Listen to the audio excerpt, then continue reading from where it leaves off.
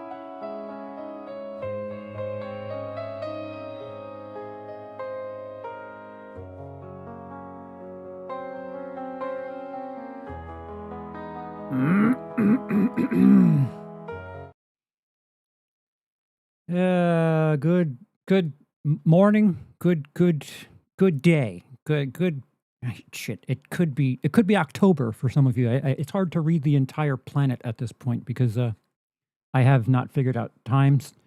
We're doing part 2.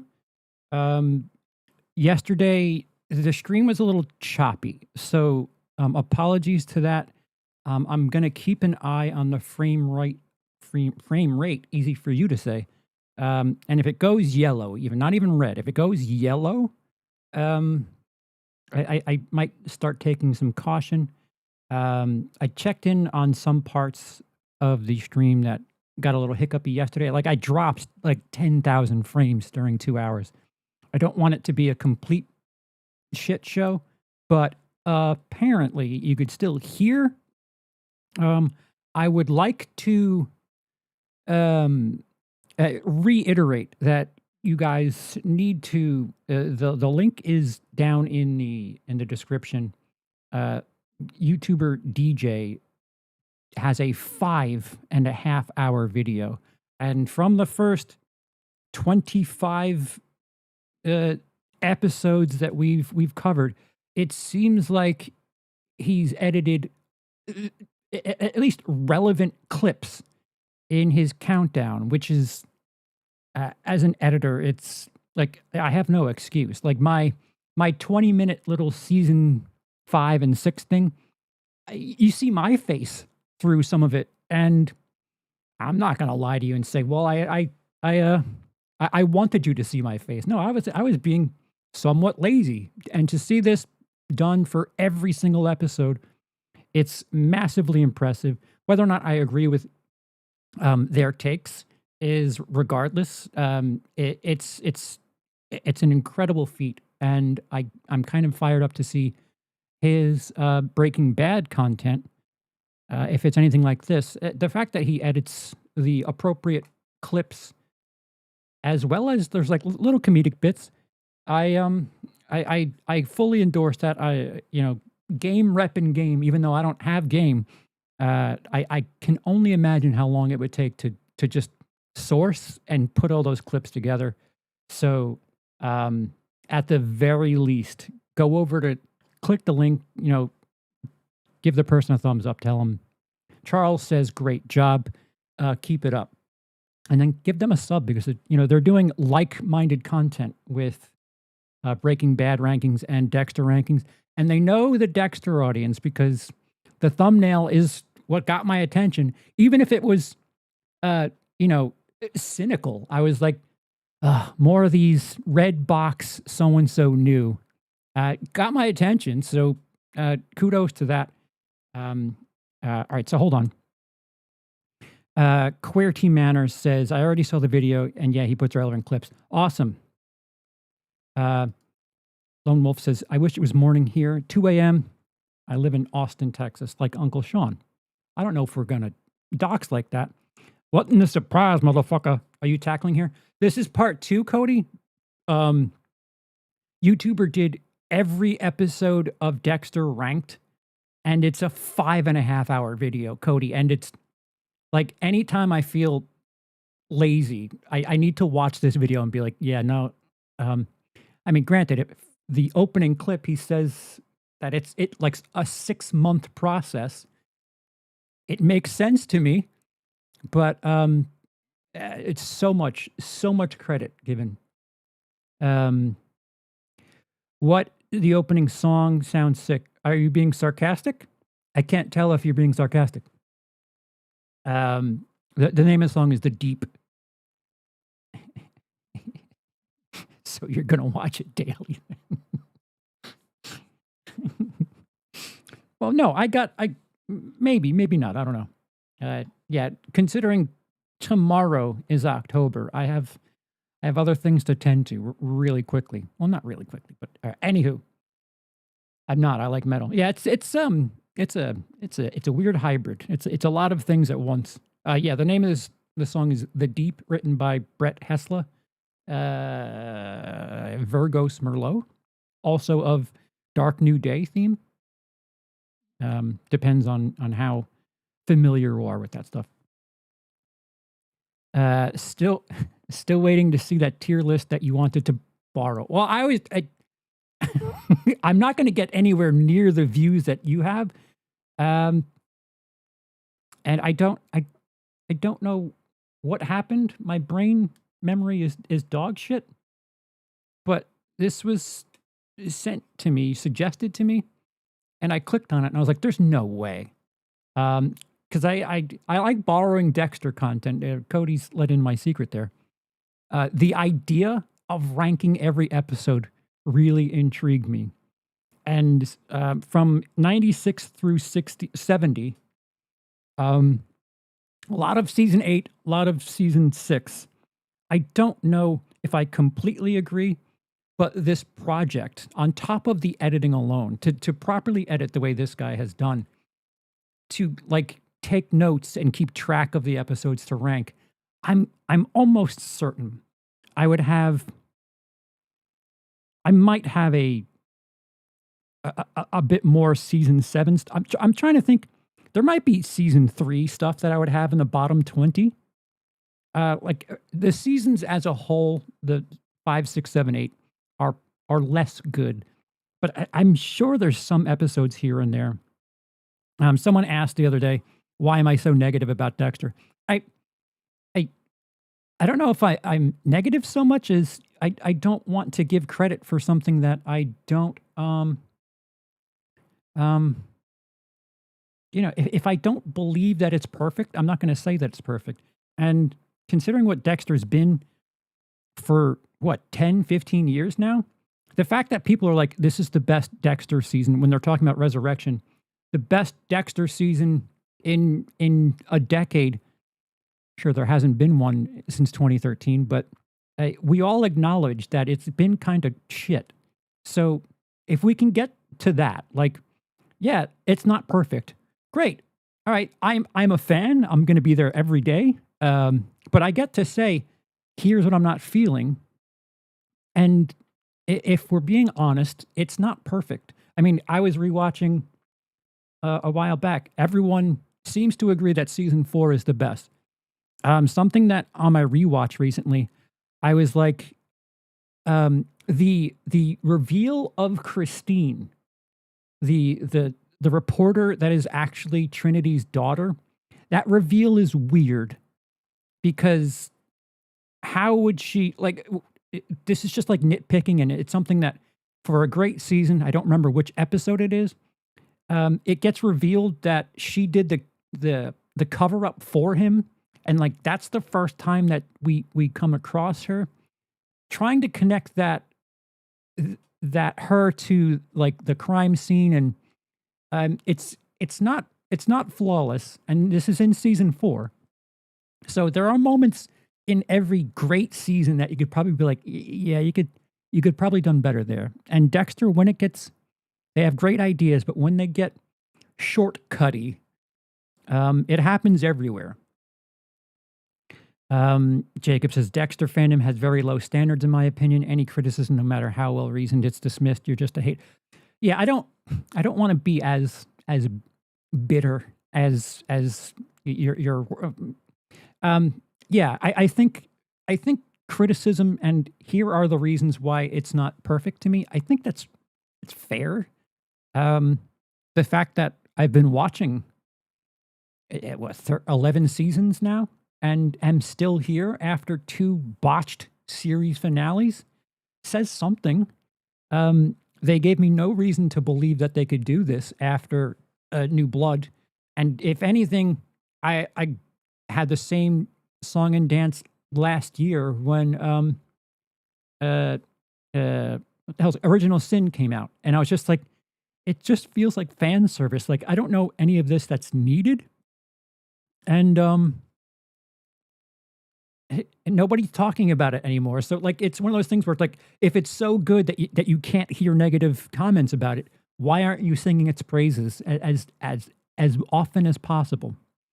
And it's the same thing as why can't you just like a thing? Because there's some things I like more than others, and I'm going to be honest about things, because if I genuinely, in my heart of hearts, am watching something and I don't think it's perfect, but for the sake of having more of that content, if I just say, yeah, it's great, I love it, and any of this mid-tier stuff, give me more of it. Why would I say that? If I know in myself that I don't think it's as good as it can be, why would I just say good things about it for the sake of getting more of the less than great content that I know it is? It's just, it's odd. I hate to bring this to you. If you're only someone who enjoys like Dexter absolute simp fandom, you're gonna have a hard time with me. But I would like to call things as honestly as possible. I don't think there's anything that's flawless. I think season 4 is great, but it has a couple of warts or two. And what's great about that is when a show is so good or a movie is so good that the warts and all of the pockmarks give it like a bit of extra flavor. I don't know, when something's great, you get to figure out how much you're willing to put up with, and I don't know, the balance changes between like seasons 1 through 4 and seasons 5 through 8, where the great far outweighs the shitty, but as the season gets later and later, the shitty far outweighs the great.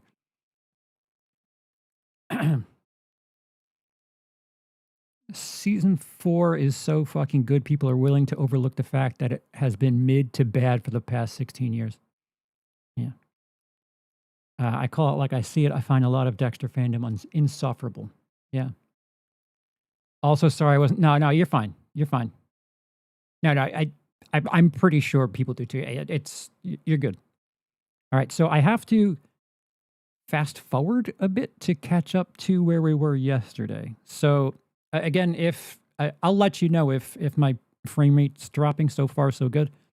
But if it gets a little sticky, we might end this early. But going to shoot for around the same amount today. We did 26 rankings yesterday.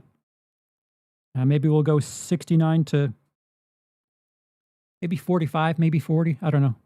It's going to click on automatically, which I don't want it to do. Yep. All right, so we're up to 69.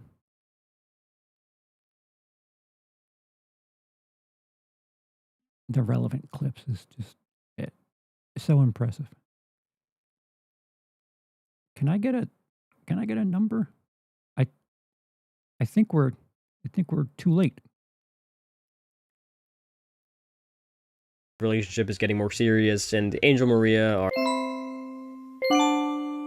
No, I think we passed this. So the other thing that I kind of have an issue with Dexter fandom is that chart, that episodes chart that he had in the video. People are really forgiving of everything that isn't, I don't know, season 8, and really forgiving of everything that isn't the season 8 finale. And I really think that's some nostalgia goggles or something, because I don't know, one of them had like the season 7 premiere at like a 9.1. And I'm sorry, I like a lot of season 7, but episode 1 of season 7 is not the strongest first episode of any Dexter. And this is hard to keep track with. Yeah, that's later on. Miguel apologizes to Dexter, so he's definitely not too far gone yet, but we're getting closer and closer with each passing episode. The more interesting part of this episode, in my opinion, comes with Camilla in the hospital. She doesn't have any family left, so Dexter is the only person actually taking care of her, which makes all of these scenes pretty sad. Especially when episode Andy, Deb, to lose her people, are forced to live in Dexter's cramped apartment alongside this party. This is where probably the weirdest relationship in all of Dexter starts. I think Jamie and Lewis. It's pointless and just doesn't really make any sense at all. Just a way for Lewis to talk to Dexter more, I guess. This is more of a nitpick though. Great writing all throughout Apologies this episode. for redoing this. Number 71. Okay, we're close. 71. Ring killers, which is, you know, the thing that got Rita killed. Now, I'm not saying they should have made Dexter just stop killing. I mean, they definitely could have gone that direction, but I don't think it was necessary at this point in the show. But I wish there was some kind of fight that Dexter gives to the urge for at least a few episodes until something happens where he feels like he genuinely needs to kill, or else there will be consequences. But nah. He coincidentally sees a stain that looks like blood in a moving truck. Then he connects it to a guy named Boyd Fowler, and what do you know, he's a serial killer. I think this is not only is Dexter immediately 70. going back to his double life lazy writing, but him even finding out about this killer is as well. Aster even says in this episode, "It looks exactly the same as before. You can't even tell what happened." so the writers are pretty much just saying, yeah, we know we're basically just going to pretend like Rita never existed, and you should too. To talk about the other plots quickly, Deb and Quinn are developing their relationship, which I don't mind too much. It's pretty entertaining seeing Quinn try to playfully push Deb into a relationship in certain scenes. We also get confirmation that Quinn owns a Nintendo Wii, and even uses the nunchuck. I'd have to assume he was either playing Mario Galaxy or Wii Boxing, but Quinn definitely seems more like a Wii Boxing guy. Angel and Maria have some argument because Maria didn't tell Angel about her savings accounts since she thought he would spend the money on drinks. And that's exactly what he does. I don't think there's a single episode in this entire show that I actually care about this subplot. Still a very well done episode overall, but I wish the writing was a bit better. Number 70. Blinded. Okay. No, we did 70 yesterday. Andy, Deb, and Dexter are convinced that the kill was a homicide, while everyone else thinks it's a suicide. The episode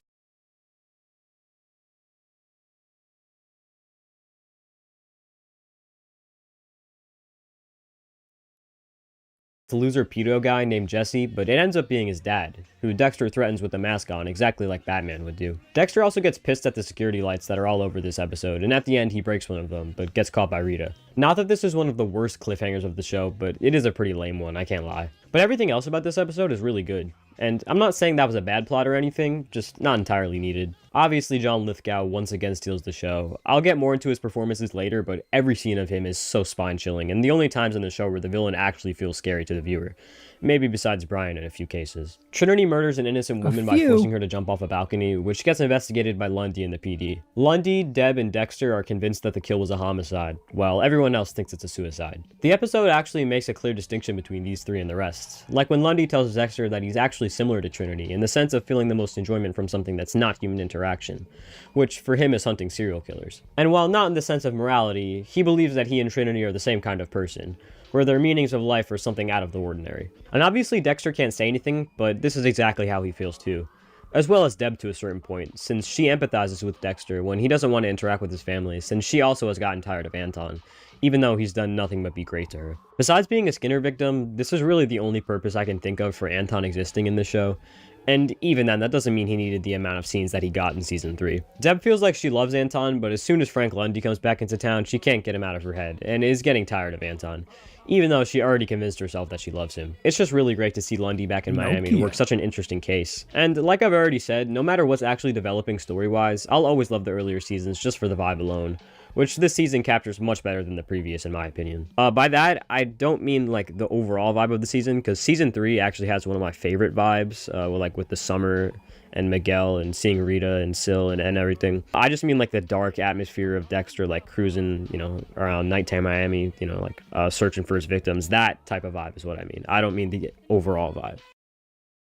See, that's something that, let me look at 2115.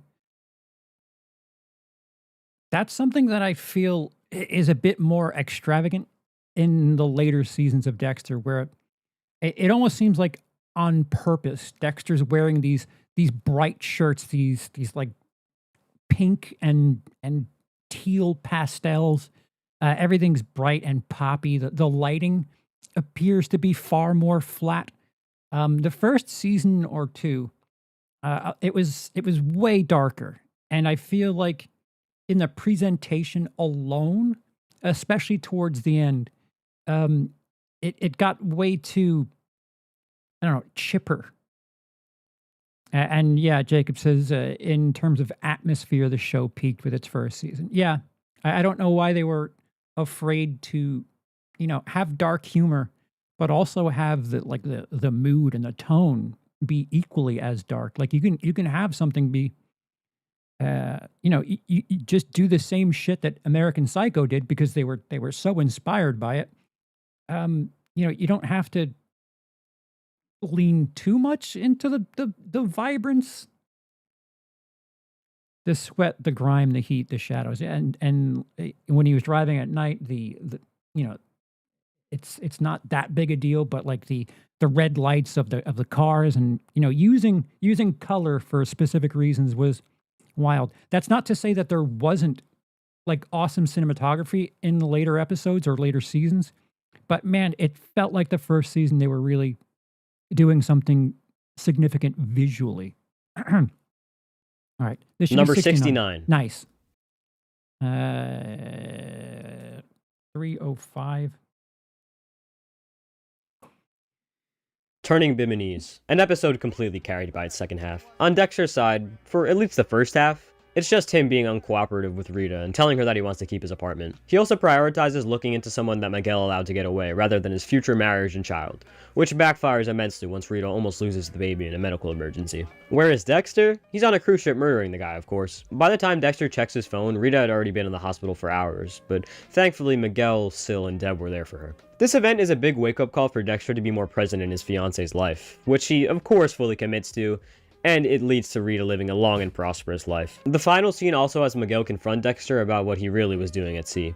Miguel fully knows that Dexter killed the guy, but Dexter tries hiding from the fact, until he realizes that Miguel isn't afraid or disappointed in what Dexter is. He's actually proud of him, which is a dynamic that hasn't fully been seen through Brian or Lila. I say all of this just to admit that I do honestly prefer the Masuka subplot here. I mean, how can you not feel bad for this guy? He's the funniest character in the show by far, but he finally realizes that nobody actually considers him a friend in the PD, so he straightens up and acts normal for once. The way Masuka describes how everyone at the station makes him feel is super sad, honestly, and it's great seeing him go back to his regular self once he gets an ego boost from his great forensics work. Not a super eventful episode, but there's some standout moments.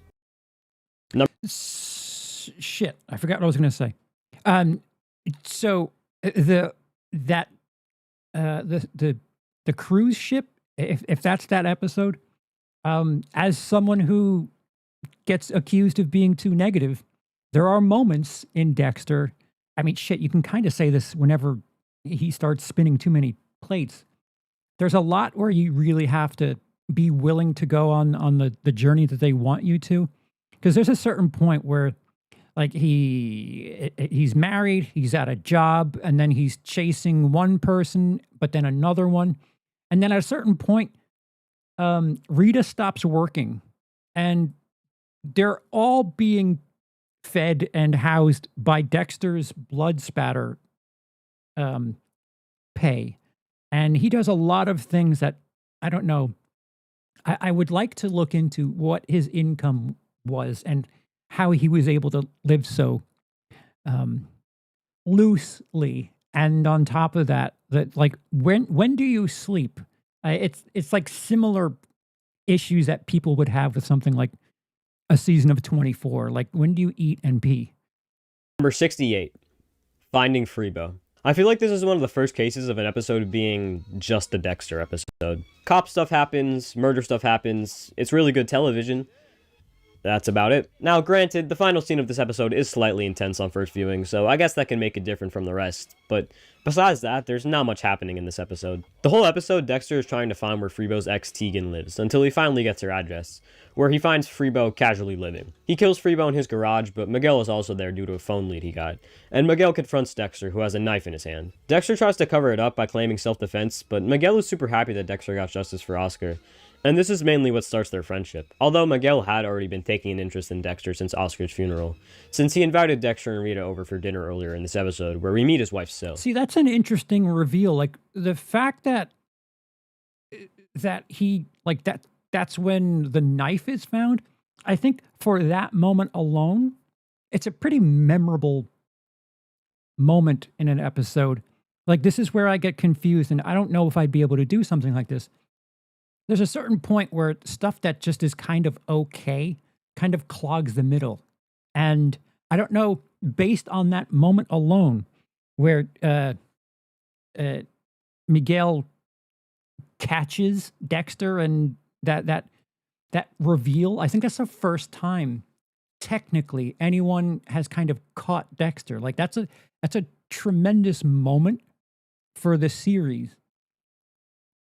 But I guess come to think of it, the rest of the episode is kind of Speaking of Rita, a big thing in this episode is her and Dexter's decision on whether to keep the baby or not. By the end, she says she's keeping it, but Dexter can choose if he wants to be present in its life or not, which is pretty crazy to think about when considering not just the rest of this show, but also New Blood and Resurrection. Over at the PD, we get our very first Angel and Quinn scene. So I think I said this a while back. If you watch old Dexter now, you could accuse it of being both woke and right wing. And I think they did a brilliant job of, touching on things, but not really hammering any of it home, because people in the world have different perspectives, and it was brilliant. Anything you could accuse it of, I can find you clips in that show where quite the opposite is that. And I think I appreciate that more than anything. The fact that they didn't go too hard into, not having the baby, I kind of appreciate that.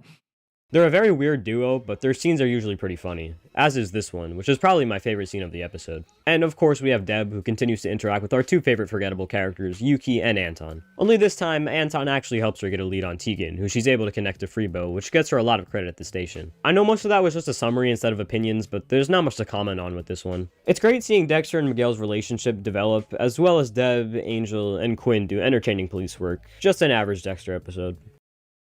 Number 67.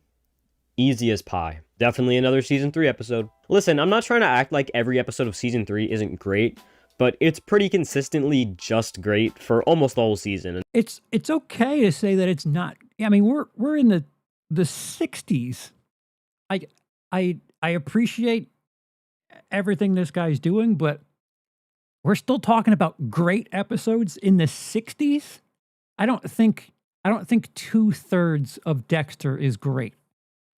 I think when it's spectacular, it's spectacular. But I think, there are like moments that excel in otherwise passable episodes. Like the episode before this, when Dexter is caught by Miguel. That's like a big deal, but the episode otherwise is just kind of, dressing What I maybe will do is rank the subplots, which there might be less than 100 there, and it'll be easier for me to decipher.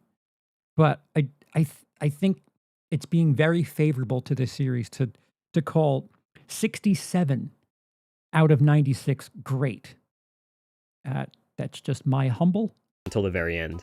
And at a certain point, you kind of run out of things to say. Like I said before, Miguel is the sole focus of the season, so even small developments in his plotline with Dexter end up taking a whole episode. In the previous episode, Miguel assisted Dexter in the murder of someone, which boosts his ego and makes him want to murder others. This time, Ellen Wolf. Dexter is reluctant, and eventually learns that, as annoying as Ellen Wolf may be, she's an innocent woman and doesn't fit Dexter's code. Once Dexter tells Miguel no, they get into their first real fight where Miguel shows a side of himself he hasn't shown before. Also, at this point, every time Syl talks to Rita, she's telling her how Miguel is distraught about something and won't communicate, so it's clear that his mission with Dexter changed something inside him. Later on, Miguel apologizes to Dexter, so he's definitely not too far gone yet, but we're getting closer and closer with each passing episode. Yeah, so the dual storylines about Miguel, lying about what he's doing to his wife, and I think in better hands, this could be a multi-season arc. You don't kill Miguel off in season 3. You could have it be where Rita starts to think bad thoughts or gets a little suspicious of Dexter as well, and you stretch that out quite a bit and have that tension kind of ride for a little bit. But I guess if you're doing something like that, you're stretching Miguel's character past a season, and then you have to fill the storylines with other things. I don't know. I feel like long term, there aren't very many strong subplots that extend past seasons. Like there's not like a multi-season arc as far as like an antagonist or anything like that is concerned. It's like relationships, but other than that, they never really have a multi-season arc with something with bite. And I don't know, I think in better hands and better situations, someone would be able to pull that off. Speaking of character who should went long, Brian should have been a few seasons like the books. Yeah, I think if they had a crystal ball, they could have stopped at 6 seasons, but had Brian be a couple of seasons and have Dokes be a couple of seasons. I mean, shit, you can have it. If you, like Perfect World, have 6 brilliant seasons, you could probably have Brian for 3 seasons and Dokes for 3. And I don't know, put a cherry on top and have Trinity for the last season. The segue between those two, it could have been Lundy. You could have had Brian for 3, Lundy as like the segue between seasons 3 and 4, and then Dokes, or I don't know. I think television, it's a little bit harder for them to predict and plan their stories out. And I think if they had known what was going to happen, I don't think Brian or Dokes would be like both of them gone by the end of the second season, because they're very strong characters, very strong storylines. And yeah, I don't know a single person who would be like, nah, I had way too much Dokes, way too much Brian. Interesting part of this episode, in my opinion, comes with Camilla in the hospital. Would Dokes versus Brian and Dexter together be a good idea? I'm intrigued by it. It's an interesting idea. Dokes versus Brian and Dexter. Yeah, because at that point, Deb was Dokes' partner, right? So you could have a thing where, like, you'd have to undo Deb's relationship with Brian, and maybe have something where Deb and Dokes are on Brian and Dexter's tail, and have some sort of allusion to something like season 6, but have it go harder. I don't know if it's I think it's a good idea. It's the execution that would be the real issue. She doesn't have any family left, so Dexter is the only person actually taking care of her, which makes all of these scenes pretty sad. Especially when Camilla asks Dexter to pull the plug himself. which makes him actually have to think since he's not used to deliberately killing innocent people. But by the end of the episode, he realizes how much pain Camilla is really in. So when he finds the perfect key lime pie in Miami, he injects something in her pie that Hey, remember this episode? Cool, we're going to name an entire boat around this, and it's going to be ridiculous fan service because that's what Dexter is in the 2020s.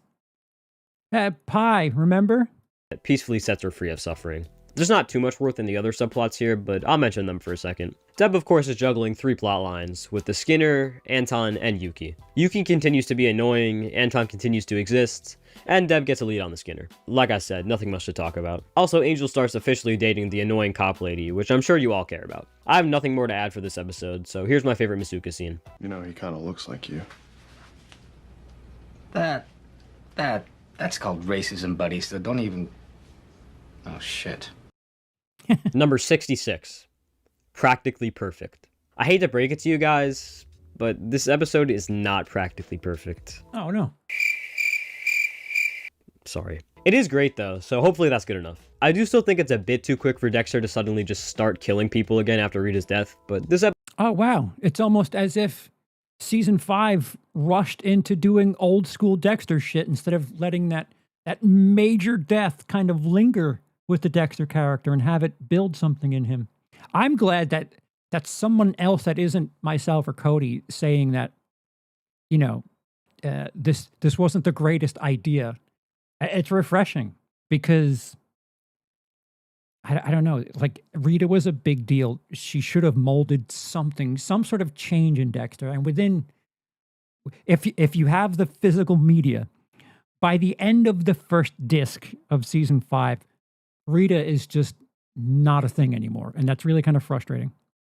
Episode is definitely better than the previous. Dexter focuses his time on Boyd Fowler, who he discovers to be a serial killer at the end of the previous episode. Dexter befriends Boyd and goes on a few rides to pick up dead animals with him, but he calls in a fake dead crocodile so he can lure Boyd into his trap and inject him with tranquilizer. Boyd gets to the location and it works, until Boyd also shoots Dexter with tranquilizer in retaliation, and the both of them are rushed to the hospital once found. In the ambulance, Boyd gives Dexter some dirty looks, but doesn't reveal anything. Once they get to the hospital, Boyd thinks he's sneaky and breaks out of his room to try to kill Dexter.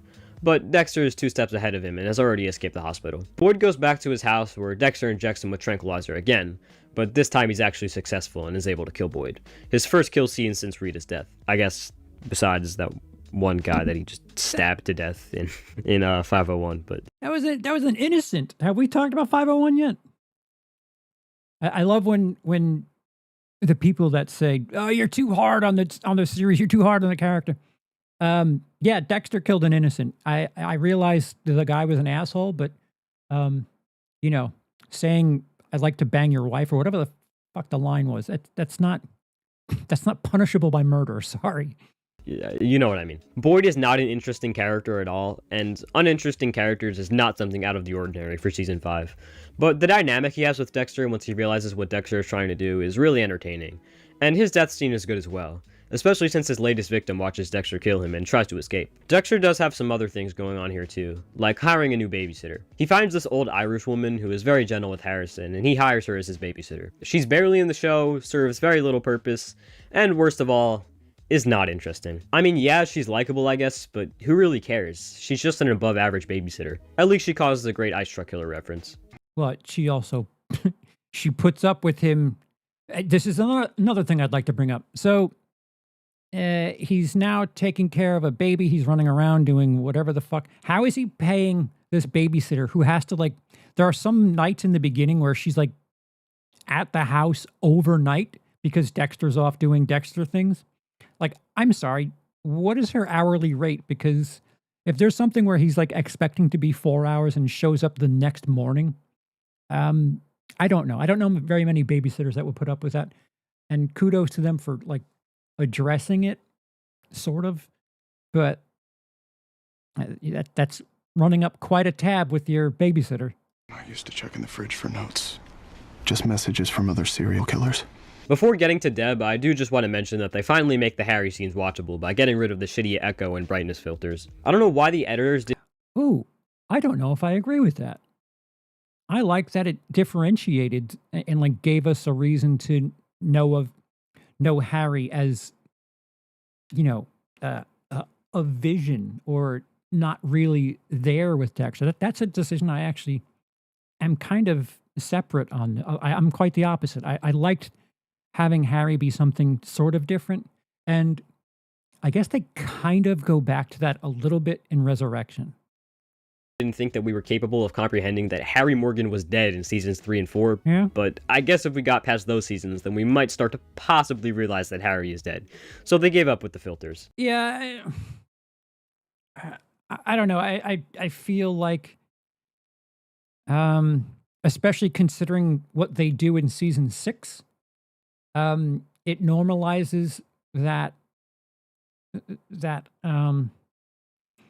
I could see having an issue with it, but I also am of the mind that if that's your established way of showing us that it's a vision, it's a a ghost, it's someone who's being projected by a character. I don't know, going against that or undoing it is without a proper reason or without an explanation as to why. Um, I don't know. I'm not I'm not too hard one way or another on however you feel about that. Deb's plot is really nothing interesting, which includes this Hispanic cop lady that works with Deb a few times this season. I don't know her name, even though it was said multiple times in this episode, and I just looked it up, so that goes to show how memorable she is. Basically, there's a new killer in town who's brutally murdering people by chopping their heads off and taking their eyes out. Deb and cop number 1 try to figure this out by talking to Nacho's dad from Better Call Saul, but it ends up getting him killed too. If it weren't for like 7 other Breaking Bad actors being in this show. Yeah, the other thing about like that little storyline thing was like they were detectives, but suddenly the season after the Rita death, which Dexter being a suspect could have been an entire season if you ask me. They're doing like weird cop shit where they're like having stakeouts and shit, and like you have the entire Miami Metro crew as people who are in this nightclub. It really, really weird. Oh, then I would have made a theory of this actually being Nacho's dad, but that's sadly not possible. Deb also cares a lot for Dexter in this season, and they have a great brother and sister bond. Let me repeat that for the season 6 writers real quick. Brother and sister bond. I would mention the Angel and Maria subplot, but not a single thing happening there matters at all, so fuck it, let's just move on to the next episode. Number 65. Our Father. It's so we're 31. The bottom 31 have happened yet. No season 1s, no season 2s, but he did have a season 4 in there. A sprinkling of 3s, no 2s, no 1s. Interesting. I don't know if this would be hard for me to do because I don't know.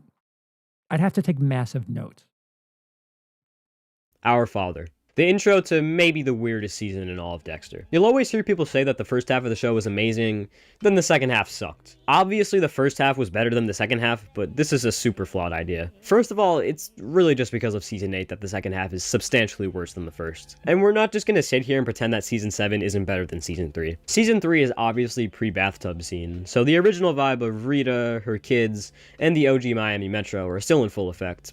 But season 3's pacing is so much worse than the first 2. By this episode alone, you could already tell that the problems Dexter will face in this season are nowhere near the first 2. Not to downplay this episode or season, because I do really enjoy both, but it's just weird how this is always grouped with the other earlier seasons when it's definitely not one of the better ones. On to the actual episode, we pretty much just see what Dexter has been up to since the events of season 2, and it's probably the most happy and carefree he'll ever be in this show. He's killing tons of people with no threat of a cop catching him, and his relationship with Rita has never been better, shown by basically half of this episode being sex scenes. Usually I feel like sex scenes are a little unnecessary, but whenever there's a multitude of them in Dexter, there's an actual reason behind them, which is the are we talking about Scott Buck era sex scenes or yeah, I think if you were to write this show and the only thing you would not worry about is sex scenes, I think there's a way you could do this without having so many sex scenes or nudity, I guess. I feel like there are moments where it gets leaned on or exploited, should I say, a little too much. But I think the fact that Rita eventually gets pregnant makes it make a little bit of sense. The case here, since Rita reveals at the end of the episode that she's pregnant. Hopefully I don't sound too horny when I say this, but I swear they did everything they could to make Rita as attractive as possible in this episode, because literally every time she's on screen, she's just beautiful. But I'm assuming this is on purpose to kind of show the allure she has for Dexter to the Yeah, also her character, like season 1, she's timid and like, really reserved, always wearing ponytails. And 2 is a little bit different because you're having Dexter wander visually. I think her look is very, very purposefully done. And season 4, a new mother, like that was the most. point where he gets her pregnant. Now on to the main plot of the season, the Freebo case. Dexter goes to this guy Freebo's house to kill him, but he's fighting some other guy named Oscar Prado, who Dexter accidentally kills instead of Freebo, marking Dexter's first ever innocent kill. While definitely not as severe as some other problems Dexter has faced, I do really like this happening because Dexter has never even thought about killing an innocent, so he has no idea how to deal with it. Especially after he finds out that he was a part of a family of cops with ties to the PD and LaGuardia. This is how Dexter meets the one and only Miguel Prado, who is the... You know what? People, when I rewatched it, I didn't realize how much I enjoyed the little red strings. And it's been disproven, I know.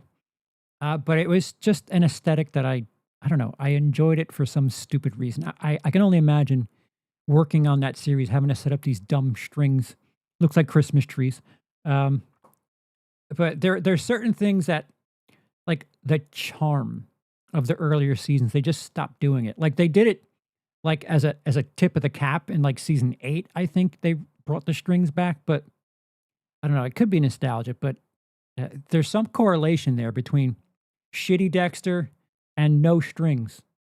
very sole focus of this season. There's not a single season of the show that focuses on a character as much as season 3 does for Miguel. Wait, the blowjob in season 6 was forced? Which one? Blowjob? I don't know if I can. I don't know what you're talking about. It felt like Quinn had a lot of nude sex quite a bit, and didn't know how necessary that was. So like, yeah, Quinn's a ladies' man. I got it. Oh, now we're gonna have an entire subplot in season 7 in a strip club. Awesome, cool, man. I remember when I was 18. To the point where if you don't like Miguel, you're genuinely just not going to like this season. Thankfully, he's one of my favorites though, especially because of Jimmy Smith's incredible acting all the way through. Dexter goes to Oscar's wig instead of the bar with Deb to honor Harry, which shows that Dexter is slowly but surely letting go of the code. And this also makes Miguel admire him a lot more. Speaking of... I don't know about that. In season 3, he's letting go of the code.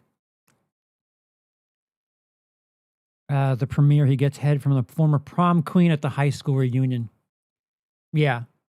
And by the way, that was a high school reunion that took place over the course of a weekend or some shit. I've never heard of a high school reunion being a multi-day affair.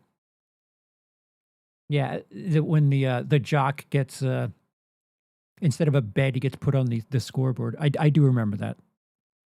Odd. Yeah. All right, I agree with you. Deb, there's some shit going on at the PD, which I honestly prefer to the Dexter plot. First of all, we get the introduction to the GOAT Joey Quinn! It's obviously self-defense. Sorry. Although, his introduction is super weird. He kind of just shows up and starts talking to everyone like he's been there for years, and we're just supposed to know who he is, I guess. This was basically my reaction to Quinn the first time I watched this show. Maybe you ought to just calm the hell down, my brother. Who the fuck is that? Also, I kind of forgot that Quinn was... That was pretty fucking funny. To use Dexter clips on top of that is hysterical. They did. They made, like, if you watch the earlier seasons of Dexter, they have, like, other detectives that are just like, man, I can't wait to go to the park with Johnson. Like, they have lines, and like you're supposed to assume that they're part of the team, but I think literally Joey Quinn's first line is "ooh, donuts" or something like that. It's just like, what the fuck? Super random, and I'm not a prude about nudity or sex scenes. Yeah, if you ask really thirsty teenage me, my answer would probably be very different. But I don't know. And, once you're past your sexual peak, it's like, all right, I know what nudity is. You don't have to show this to me during a freaking television thriller. But yeah, practically bald here, since he does basically nothing in this season and has his normal hair for almost every other season. So I'll just say he looks 10 times better with actual hair. Next we have Angel, who has been promoted to Sergeant. This makes everyone really happy, but it also forces Angel to be more strict with people he considers friends. Like when Deb casually screams to the whole PD that Oscar Prado was a junkie right in front of Miguel and Maria, and Angel is forced to take her off the case. Then we have Deb, who has new hair and interacts with two of the most memorable characters in this whole show, Yuki and Anton. First there's Yuki, and I guarantee a lot of you don't even know who Yuki is, which shows how great of a character. going back to my, I made a joke about this in the previous stream reaction from yesterday. It seems like Dexter casting, they had a very specific look that they wanted in mind.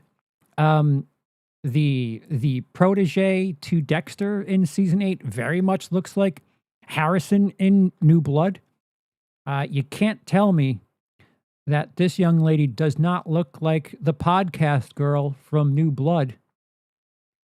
They have a very particular look that they keep redoing. She's this annoying lady at Internal Affairs who bugs Deb about Quinn the whole season, and it really doesn't lead to anything important, so this is basically where the main filler subplots of Dexter start. Then there's Anton, who is obviously more important than Yuki, but his scenes also feel pretty pointless, and he's just a bland character in general. Not much more to say with this one. Hey, more strings! A really solid start to season 3.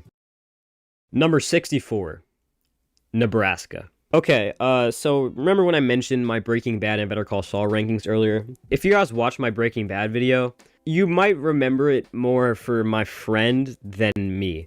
Basically, in one of the episodes, I let my friend review it, and it was just completely different from the types of reviews I was doing. It had, like, Devil May Cry footage and, like, these shitty, like, brain rot jokes. It was like way less edited than mine. Pretty much all of the comments were bullying him and asking me to never have him on again. He is very aware of these comments and he really wanted to redeem himself. And me and him actually watched Dexter together. I've allowed him to redeem himself. I'm gonna stop talking. Here's a segment for Nebraska. After the heights of episode 6, we see Dexter on his boat thinking back to I feel a little production note. I would try to have the sound be on the same length. Like it sounds like the guy who's been covering this for the last 2 hours is using a better microphone where whoever's doing this clip here is doing like an onboard, an on laptop mic or something. It's a noticeable difference, but I mean, if it's only for this segment, it's one thing. And again, a 5.5 hour edited video. You take what you can get. Rita and Lumen, and how they are just gone.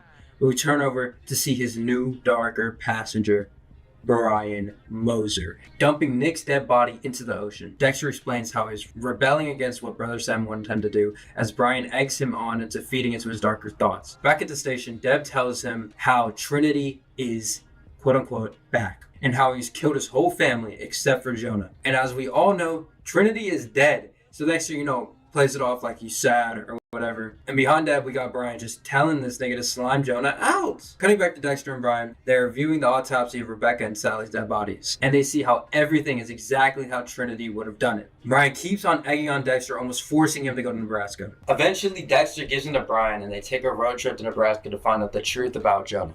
Dexter pulls up to a gas station, and for like zero reason, Brian tells him to fuck this girl working on the register. And that's what he does. And steals a gun and leaves. Back on the road, Dexter is going crazy, shooting signs, just having a golly good time going 120 miles per hour down the road. By daybreak, they finally make it to the town that Jonah is staying in. Upon entering the hardware store, he finds Jonah and confronts him right there and then. And just as Trinity, Jonah hits him with the, Hello, Dexter Morgan.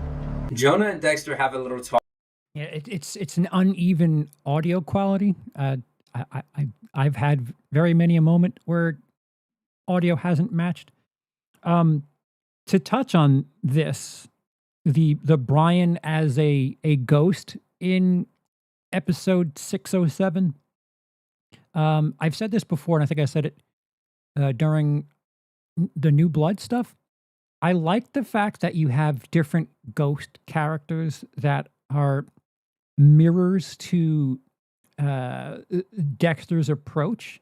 Like Harry is, you know, a projection of the code and how he second guesses himself, and you know when he's active, Harry is there for everything that Harry is. Brian, which we have more than one instance of him showing up, is like you know, the projection for Dexter when he doesn't have a code, and he's a bit more, you know, a loose cannon. And then you have Deb in New Blood, who is, you know, the out of practice, the celibate, the mentally tortured projection. And as much as I wasn't really fond of Deb as the ghost character in New Blood, considering that like they could be used to give us an idea of, you know, Dexter's mind frame is interesting. Like doing it that way, you can have Brian in just random episodes. You can have Deb in random episodes. Like it gives you another way to, you can visually show us how Dexter is visually, you can visually show us how mentally he's kind of topsy-turvy. He's not, you know, of one mind or another. Like we get to visually see that, oh, he's feeling something different. He's you know, a bit more erratic because Brian is his ghost person. I don't know. I for visual themes, I kind of appreciated that. And he just lies his ass off about all the events, telling Dexter, quote unquote, it's over. Back on the road, Dexter and Brian have some car trouble and pull over at a motel. And we meet this dude, Norm. After getting his room key, he goes out to get some food and crosses through a cornfield, finding a little pot form. And with how down bad Dexter is currently, I'm shocked this nigga doesn't smoke a little bit of it. Back at Dexter's apartment, we see Jamie and this fuck-ass nigga Lewis on his couch, kissing and shit, as this fuck nigga shows her this game. And just a little personal input, but this nigga Lewis should not be in a 20-meter range from Jamie. Like, this nigga ain't even close to her. But that's besides the point. Driving off, we see Norm being weird as hell, It is. staring at Dexter's car. After arriving to the Mitchell's house, Dexter checks his trunk for all his tools, and this goon Norm stole everything. But this guy still goes to vet Jonah, and as he's testing to cast off his, Jonah finds him and they get into an argument, and Jonah reveals that he killed them, his whole family, and asks Dexter if he's the one who killed Trinity. Yes. Jonah, mad as fuck, runs at the house, drives off as his fuck-ass neighbor stares him down weird as shit. Returning to the motel to get his knives and set up the kill room, he confronts Norm in the shed beside the motel. And this geek is trying to get $10K from Dexter. And Dexter just stabs him with a pitchfork somehow, with a gun pointed at his head. Back at the station, we have a little heart-to-heart between Deb and Quinn. But Deb tells them they can't, and that they are over. Like, over. Which is mad sad, I can't lie. I'm pretty sure at this point, Deb is in love with Dexter. It's been a while since I watched all season 6, but she would rather be with her brother than Quinn, which is low-key wild work, but like, back to the episode. We cut back to Dexter getting a call from Jonah, telling him to come to the hardware store where he works to have a little quote-unquote talk. And upon entering the hardware store, Jonah instantly lunges at Dexter, and he easily subdues Jonah. Jonah then begs Dexter to kill him as Jonah starts breaking down, but he sees that Jonah isn't all bad and regrets what he has done. Brian and Dexter argue, with Brian calling Dexter weak and all this, and it makes Dexter think back to Brian trying to kill Deb, and he knows he doesn't need Brian no more, and he tells Jonah, Forgive yourself. and then he runs over Ghost Brian. While driving back to Miami, Dexter thinks back to brother Sam as Harry starts to come back into Dexter's life. Now, this might not be the best Dexter episode, but in my opinion, this is up there with one of the best. With Dexter coming to terms with the darker side of him and true. Did he just say it's not one of the best, but I think it's up there with one? All right. So he's saying subjectively people don't think of it as the best, but I do. Haven't seen this friend's original episode review. Has he redeemed himself with this one? I have not seen the one either. I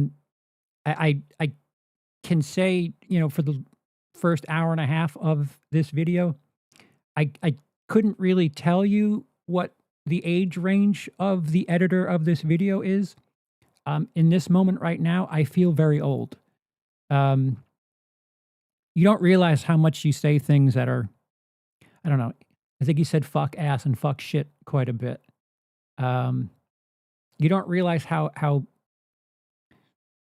your vocabulary is, and like obviously has some advancing to do, some growing up to do, until you hear someone else do it when you're older. And he sounds young to me. If you told me he was younger than 20, I would believe that.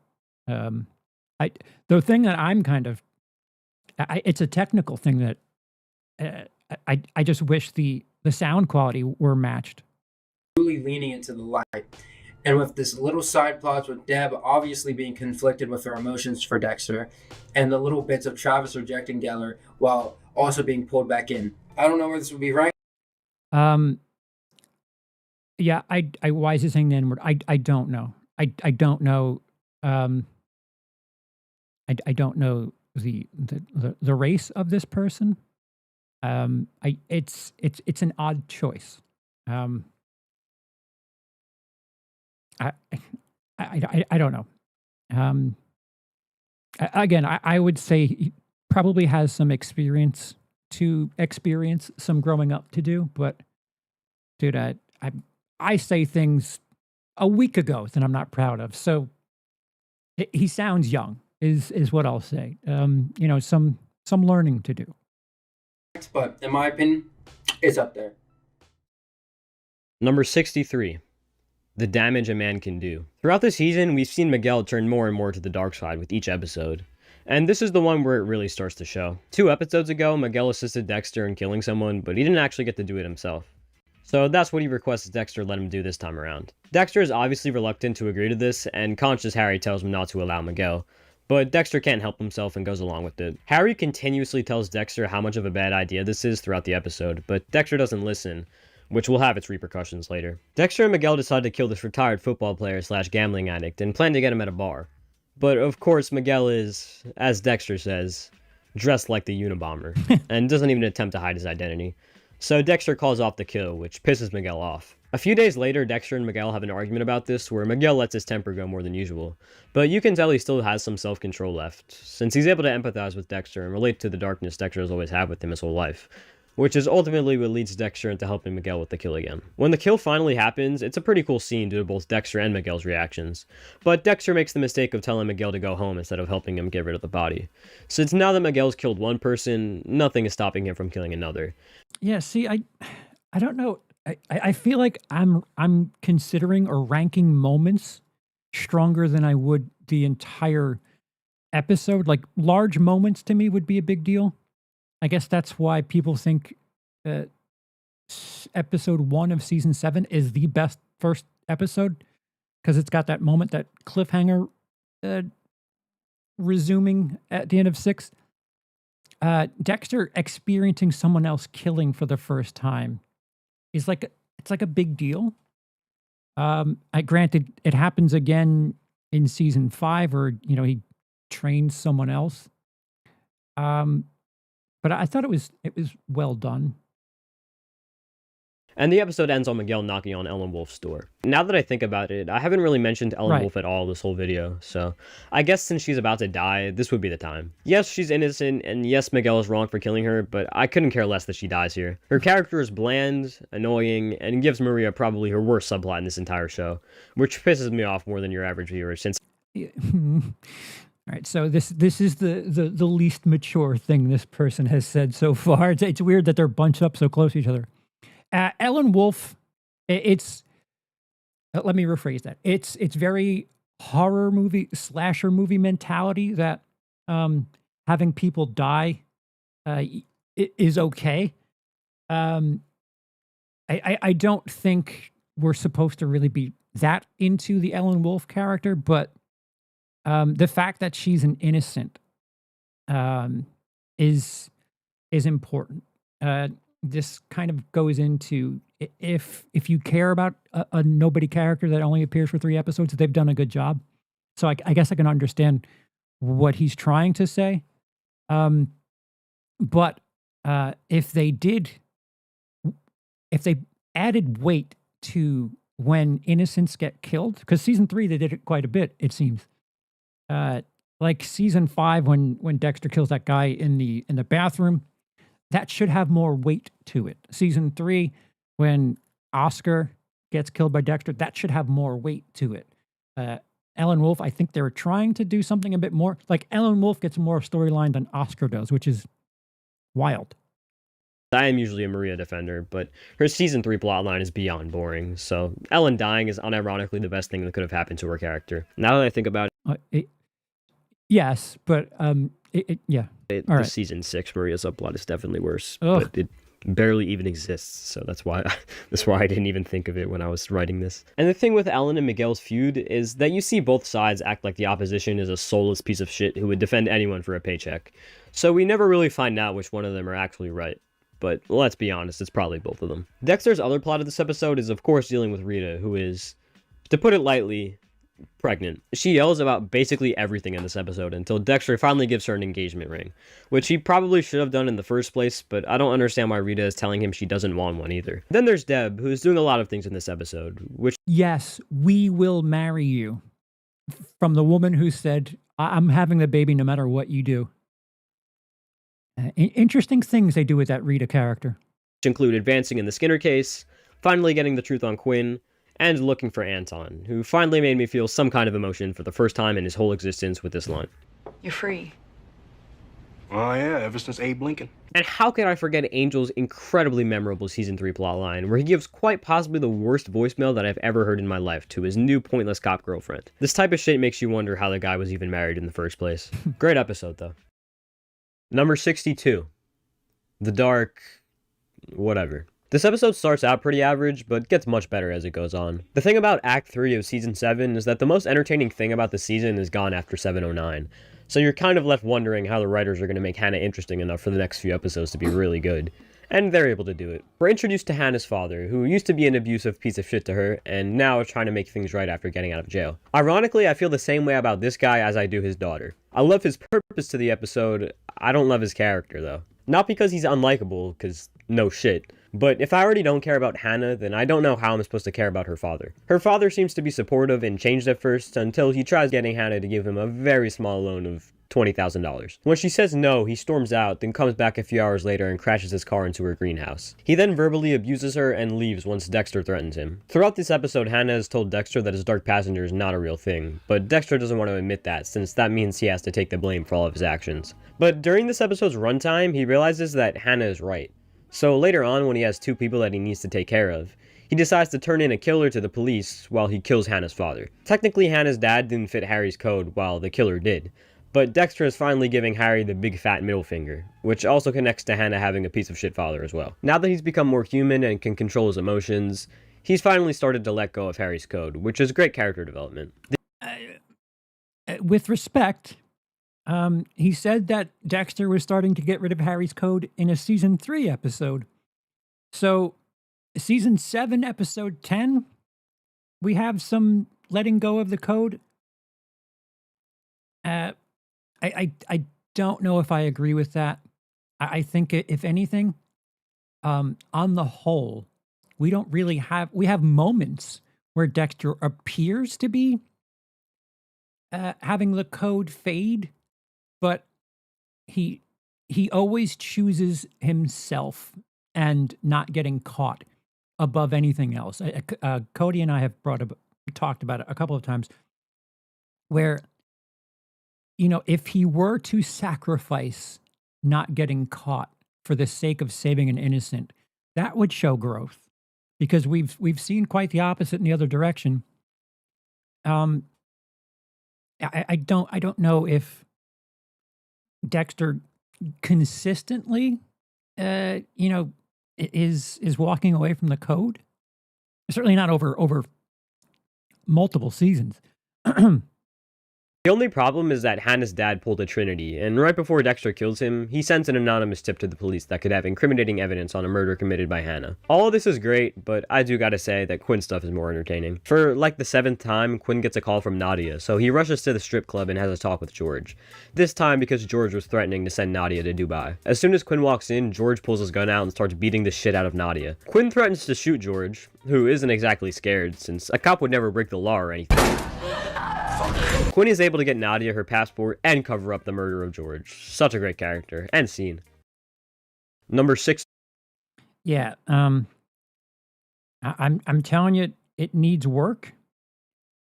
But Quinn and Dexter squaring off to wrap everything up feels like the most, I don't know, right, the most proper thing to do, because they're both morally ambiguous. I mean, Dexter's a bit more morally gray than Quinn, but I think with a little extra time in the oven, you can get, well, me at the very least, to be behind a Quinn-Dexter showdown, especially considering we don't really have any characters left from the very, very beginning. So the fact that, Quinn has killed innocents, Quinn has stolen from crime scenes, and he'd be the one to finally do something abnormal for his character to take Dexter down would be interesting. Would be happy with the arc of Dexter falling into darkness. I don't want the current version of Dexter to get arrested in any way. When you say falling into darkness, what does that mean? Just going away again, or? So by that, if he goes full antagonist and gets killed, is that better for you? Like, in that instance, I can have Quinn and Dexter showdown in the series finale, and Quinn eliminates Dexter. I'm fine with that. And the reasoning behind that being Quinn. Just like Dexter doesn't trust the justice system, Quinn knows that it's not completely flawless. So he's going to make sure that Dexter pays the only way he knows how. Yeah, it says, sorry if he became a very evil person. Yeah, there's a lot of different directions they can go in that would seem at first glance, kind of hard to imagine, but with the right amount of work and input into the storyline, it could work. Like something at the back of my head is either Cody or Aster coming back and really, I don't know, giving Dexter shit somehow, whether or not it's turning him in or like making him feel like garbage or being the ones that take him out. Because like he was born in blood and they weren't born in blood, but because of his bullshit that he did, they don't have a mom. I don't know. There's strands. There's different things that you could really kind of pull at and create some interesting stories, some interesting avenues to go down. D1. Once Upon a Time. One of the lower rated Dexter episodes by the fans, which I don't really understand too much. There are significant developments in all of the major season 6 plots, and they're all done very well. To start with Dexter, he gets intrigued by this ex-convict oh my god. Okay, like I don't usually leave bloopers in this, but I wrote ex-convict Catholic convert. Yeah, I'm not even gonna try to attempt to to start with Dexter, he gets intrigued by this guy named Brother Sam, played by rapper Mos Def. I remember watching this for the first time and thinking, man, that guy looks like Mos Def. Then when I got to the scene of Brother Sam and Dexter talking at the car lot, I was like, oh wait, that's literally Mos Def. Yikes. That's going to get copyright dinged. I'm sure most of you know him from his features on Kanye's albums like The College Dropout or Graduation, but please check out his debut album, Black on Both Sides, if you haven't. Honestly, some of the greatest rap music you'll ever hear on there. Thankfully, Mos Def isn't just a talented rapper, as his acting is pretty solid as well. I also really like Brother Sam as a character. He used to be a gangster and had a few murder charges, but he was released and turned his life to God after this. Dexter is convinced that monsters don't really change, so throughout the episode he gets to know Brother Sam like he's done with countless victims before. Dexter follows him to his warehouse where he plans to kill him, but it's revealed that Sam's worker, who was the guy that he put in his trunk, was actually the one to shoot at him. Right after this, a bunch of men drive up to Sam ready to kill him, but Dexter beats one of them with a crowbar, then tells them that he's with Miami Metro, so they drive away. Sam believes this was a miracle, but obviously Dexter doesn't, at least at this point. Not to push my faith on anyone, but it really is a miracle if you think about it. Had Dexter not been there, then Sam could have easily died here. Then there's Deb's plot, which is probably the most eventful. In one This is me plugging my shit. If you haven't watched my season 6 review, I'm way lazier than this guy. You'll see my face a bit more than you'll see proper clips of what I'm talking about. But if you watch that video, you'll hear my gripes with them kind of abandoning the religious theme and not really having it matter. I talked about it yesterday during the first half of this, that they have themes every season, and season 6's theme was religion, but none of it sticks. There's no sort of, I don't know, shockwaves in later seasons because of the themes of season 6. It's kind of a bummer. But again, you can get a more concise, pithy 20-minute video on season 6 from yours truly. An episode, she gets proposed to, denies the proposal, breaks up with Quinn, and becomes lieutenant. Speaking of the Quinn situation first, you can't blame Deb since we all know what happened last time she accepted a proposal, but you also have to feel bad for Quinn. He's being very good to Deb here, but she just can't accept, and he gets pretty understandably mad. Deb is also promoted to lieutenant by Matthews, who does this as a play against Maria, assumingly because of her marriage to Angel, which was already so long ago that they're already divorced. At least this marriage finally matters to the plot 2 seasons later. And then there's Travis, who continues his mission to end the world, but we do get to see his sister, who's a very sweet and innocent person. And Travis knows this and obviously doesn't want to hurt her, but we'll see how that unravels later on. Really good episode all around though. Definitely one of the best from season 6. Number 60. Love American Style. This episode is honestly genius in its development of the ice truck killer. This is really the first episode where Dexter shows basically no interest in the killer, and instead focuses on Jorge Castillo, which in turn makes the audience shift their focus as well. So this is literally the best episode they could have chosen to actually introduce Rudy, since nobody really has the killer on their minds and just thinks he's a new Deb love interest. At least I never assumed he was the killer on my first watch. It's absolutely genius how the first scene of Rudy is him caring for the guy he brutally severed for days. And as soon as he walks away, Dokes and Deb start questioning him about the killer, not realizing that he was literally just in front of them. Deb then suggests blindfolding Tucci, which sounds absolutely insane when she first says it, but later on Dokes realizes that Deb is right, and they blindfold Tucci, which gives them their first lead against the killer in months. Moving on to Dexter, he tracks down Jorge Castillo, a human trafficker of Cubans, and has him on his table till he realizes that his wife, who he thought to be innocent, was just as much of a racist piece of shit as he is. Dexter then makes both of them look at each other while they're tied to tables, and before murdering them, he casually asks for— Oh, they're also human traffickers. If this season were to happen now, this would be called woke. They're human traffickers in Miami with immigrants. Ahead of its time. some relationship advice. And let's just say that Dexter might have needed some relationship advice. Man, there's the Rudy introduction thing and Dexter going down on her during Schindler's List. Like that's premium comedy. All right, so if there's one thing that they grew Dexter's character over the course of the first couple of seasons, it's not like it was a long thing over the course of the series, was he was a bit of a sociopath, not really understanding emotions. And season 1, they did a really good job of separating him from every other human character in the first season, where like Deb was complaining about losing something or a job or not getting a job. And Dexter's like, do you want a hug? And he was being sincere. And she was like, go fuck yourself, thinking that he was mocking her. And this, where he's trying to show some sort of emotion, but it's the wrong one at the wrong time. And they kind of get better at that. There's some sort of growth. So at the very least, his sociopathic tendencies kind of get for lack of a better term, groomed over the course of the first couple of episodes. They both tell him that they love each other because they long for the same thing in life. And in the final scene, Dexter actually realizes that he and Rita both long for the same thing as well, a normal life, which hugely develops Dexter's understanding of love, which is pivotal to his character. A really great early episode. Both plots are more or less on the same level for me here.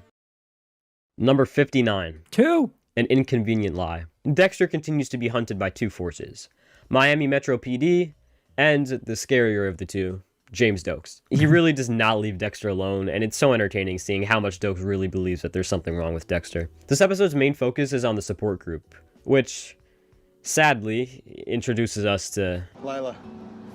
She's not too annoying yet, so there's not much for me to complain about. Oh, no.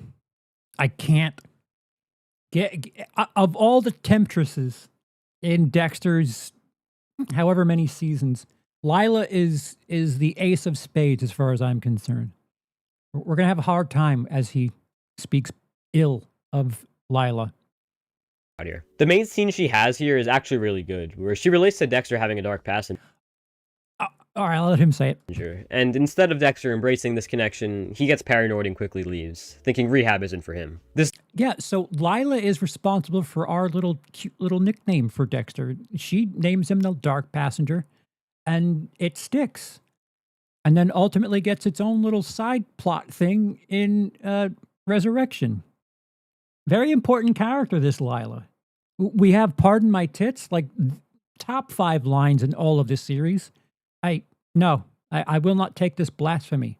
Doesn't end up working in his favor though, because Rita indefinitely dumps him until he goes back. This might seem pointless since they get back together at the end of the episode, but it's actually really important. Ever since Dexter has been with Rita, her purpose in his life has mainly just been to help him look more normal. And while it's been obvious to us that Dexter does actually love her in previous episodes, like when he's drugged Paul, it hasn't been obvious to Dexter himself. The moment it does become obvious to him is when Dexter has a car salesman on his table, and he starts insulting Rita and saying she's like every other insert misogynistic insult here. Dexter just snaps and murders him right there. See, I think the counter argument to that could be, or is, or at least it's something that I feel, is when Dexter and Rita are starting to date, I think in his internal monologue, he talks about that there's no pressure to be physical or anything. Like she's been through some shit and she doesn't want anything to be too physical or anything like that. And he's okay with that. He prefers it that way. But considering that things advance a bit with Rita, it would have been interesting to see, I don't know, like he's okay with not really being physical. Like there's, in one of the first episodes of this first season, he talks about like how sex is and he doesn't understand it. And, within a full season, he's got no problems being physical with lots of people. So it's interesting. This reviewer has an interesting take on ladies. Lila and Lumen both incredible. Give me Lila over Lumen. But yeah. He is fond of Rita. I don't know. Lumen is hard for me to figure out. I think I'm too attached to Rita, where I felt like the show was trying to get me to get over Rita really quickly. Like, why do we need a new female for Dexter within episodes of her dying? I might be holding a little grudge with Lumen, not because of anything of her, but I don't know. I always love when the people Dexter kills actually bring him great lessons for his life. The thing that makes him inhuman is the thing that brings him even closer to actually being human. Really cool writing. Dexter goes back to the support group and has a really great speech that gets an applause, only for none other than Dokes himself. 203. Is that a Melissa Rosenberg episode? Shit, I didn't. I know the season finales of 1, 2, and 4 are Melissa Rosenberg. I have an argument that I think Melissa Rosenberg is the one writer that the series, they need her back. It's not Clyde Phillips. It's not Scott Buck. It's Melissa Rosenberg. to be listening in on it. At first you think it's all over right here, but the speech actually makes Dokes back off on Dexter for a little while, since he actually believes that he has an addiction. Yeah. The glare Dokes gives Dexter is just so good though. For the rest of the episode, it's mainly just getting to know You owe me a new Michelin, you motherfucker. Lundy more. Lundy is really persistent, but also really cool. Deb basically begs him to get off the task force because of her PTSD, but Lundy thinks this is what makes her so great for the force, which ends up being true. The guy is just really intelligent. Speaking of his intelligence, one of the more popular Dexter theories is that Lundy knew Dexter's secret all along and chose not to do anything about it. Well, I don't He knew! know how he would figure this out. I honestly don't doubt it. Lundy says in this episode that the only time murder is justified is when saving another life. And the person he says this to happens to be Dexter. And I hate to keep bringing up half-face shots, but when he says this, half of his face is light while the other half is covered by a shadow. That's an understanding of cinematography, but him saying that would make him the villain. Although I guess if you're looking at his character from Dexter's perspective, I have an appreciation for this person's appreciation of cinematography, but I don't know if this adds up the right way. Showing that the Lundy that is presenting to himself to Dexter is different than the Lundy who knows Dexter's secret. This honestly might all be a coincidence, but it's fun to look into this stuff sometimes. I just realized all of the episodes that I mentioned that half-face shit in, I'd ranked higher than this, so you guys probably have no idea what I'm talking about. You'll see it in a second. Now, he's onto something, but it's a weird thing to not pay off. There are fan theories that are like, oh, that'd be really cool if that were true. But if it is true, they wasted it because Lundy being some sort of something. Plus, you know that Lundy kept notes and things because of what happens in season 4. If he really thought Dexter was what he is, there'd be some sort of trail of that somewhere. Number 58.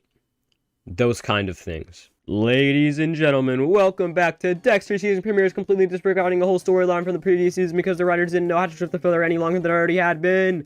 I'm your host, DJ, and we're going to be going to the second contestant, 601, Those Kind of Things.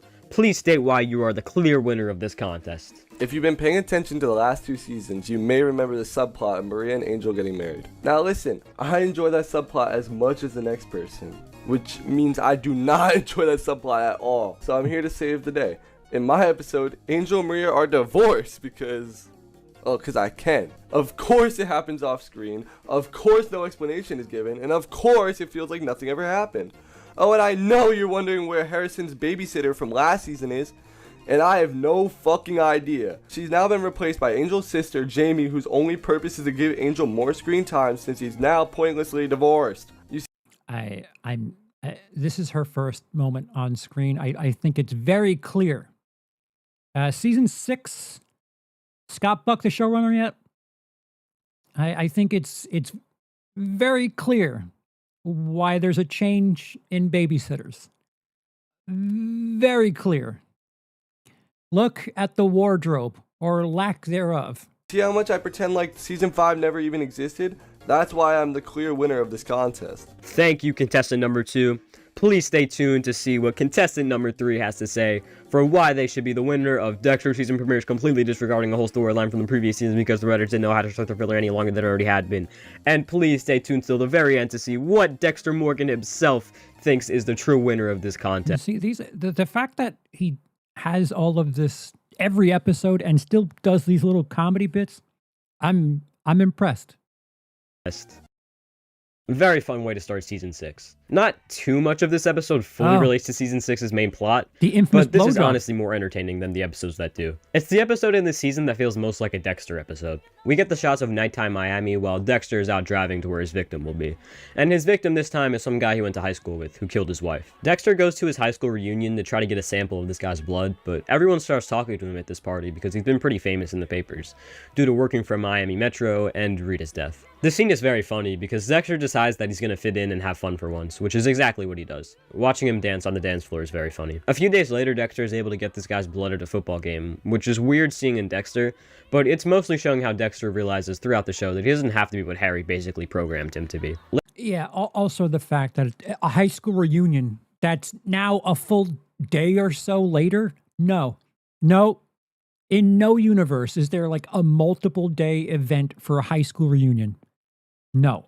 Later on, at another high school reunion, Dexter is able to finally kill this guy, but not before getting a blowjob from Dexter blonde love interest number 3, which is also a really funny scene, mainly due to Dexter's inner monologue. This is... Really? Stop talking, Dexter. Speaking of that, we're introduced to Angel's sister Jamie in this episode, who... Yeah, that's like that. I think that's the first moment she's on the screen, like literally. I'm sorry. And we get another great inner monologue from Dexter here, where he breaks the fourth wall. Dexter! Hey, Jamie. It's not what you're thinking. See, who wrote episode 1 of season 6? I don't want to cynically think I know who it is, but I think I know who it is. Hey, Dex. It's really not what you're thinking. I like Jamie a lot, but her only purpose is to give Angel more screen time. Yes, obviously she's Harrison's new babysitter, but he actually had a babysitter in season 5 if you remember, and she was a solid character. But there is of course a reason that Angel needs more screen time, which is that Maria and Angel magically get divorced in between seasons. I think you already saw enough of that a minute ago, but I genuinely don't understand why they couldn't have just had Maria and Angel get divorced on screen in this season. It would have made perfect sense. Maria gets too involved with her job as captain that she stops paying attention to Angel, and their marriage is ruined. I guess this is because nobody actually liked the Angel and Maria scenes, but a good conclusion to the subplot would have at least made sense after 2 fucking seasons. Anyways, it's time to talk about this season. You know, every season they disrespect. I'm trying to think. Yeah, between season 6, season 8. Hey, here's a bench. They disrespect her a lot. Its main theme. Religion. Throughout this episode, Dexter is confronted with religion multiple times, like when he's looking for a good school for Harrison to attend. Is it literally Scott Buck for 601? If it's Scott Buck for 601, that's exactly who I thought it was.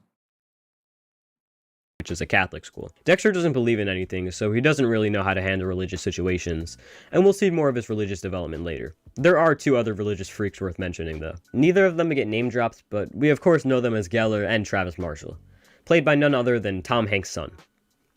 Yes, that's his name. Travis kills a few people and replaces one of his victims' intestines with snakes, so... yeah, definitely a great way to start off the season, even if it doesn't set up much. Number 57.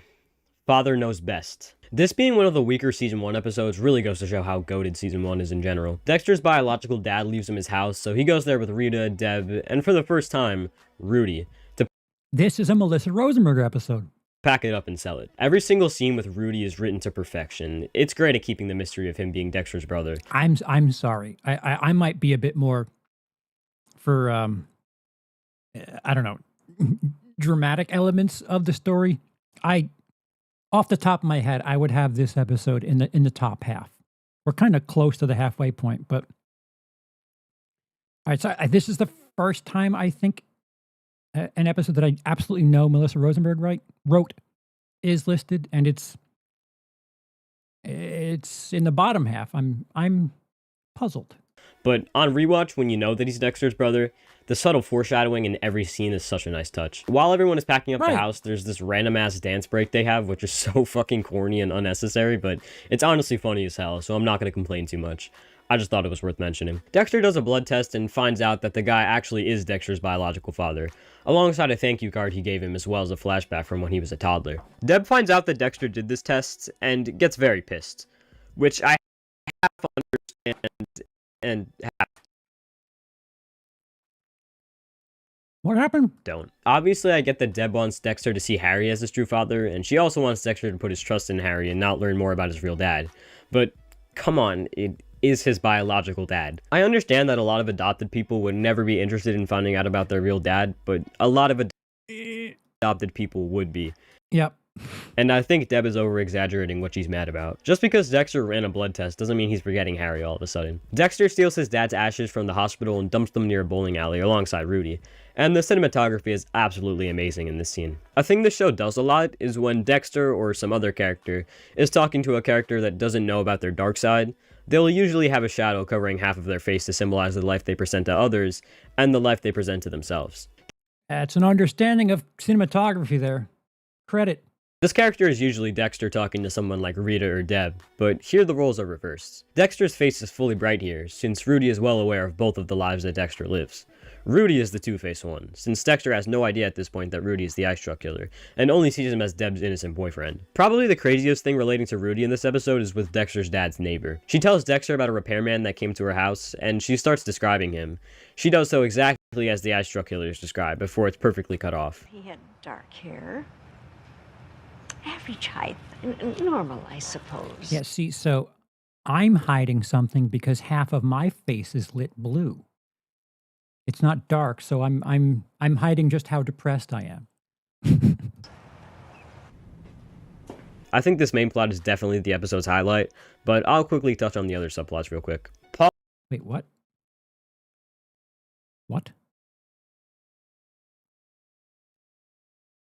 And only sees him as Deb's innocent boyfriend. Probably the craziest thing relating to Rudy in this episode is with Dexter's dad's neighbor. She tells Dexter about a repairman that came to her house, and she starts describing him. She does so exactly as the eye struck killer is described, before it's perfectly cut off. He had dark hair. Average height. Normal, I suppose.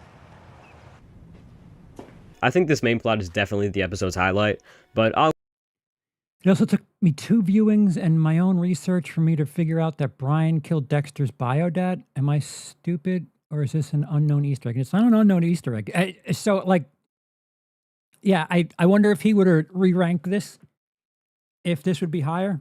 I don't know how much higher it would be. It might be like top third for me. I know it would be in the top half, but this is what's interesting about how people enjoy the same thing you enjoy, but they enjoy different aspects. That's why I really enjoy. I have a good time experiencing other people's perspectives, however differing. It's interesting, and in the end, all of this is kind of worthless. We're just talking about fiction. It can't get that serious, right? I'll quickly touch on the other subplots real quick. Paul is sadly still here, and he tries to non-consensually have fun with Rita while drunk.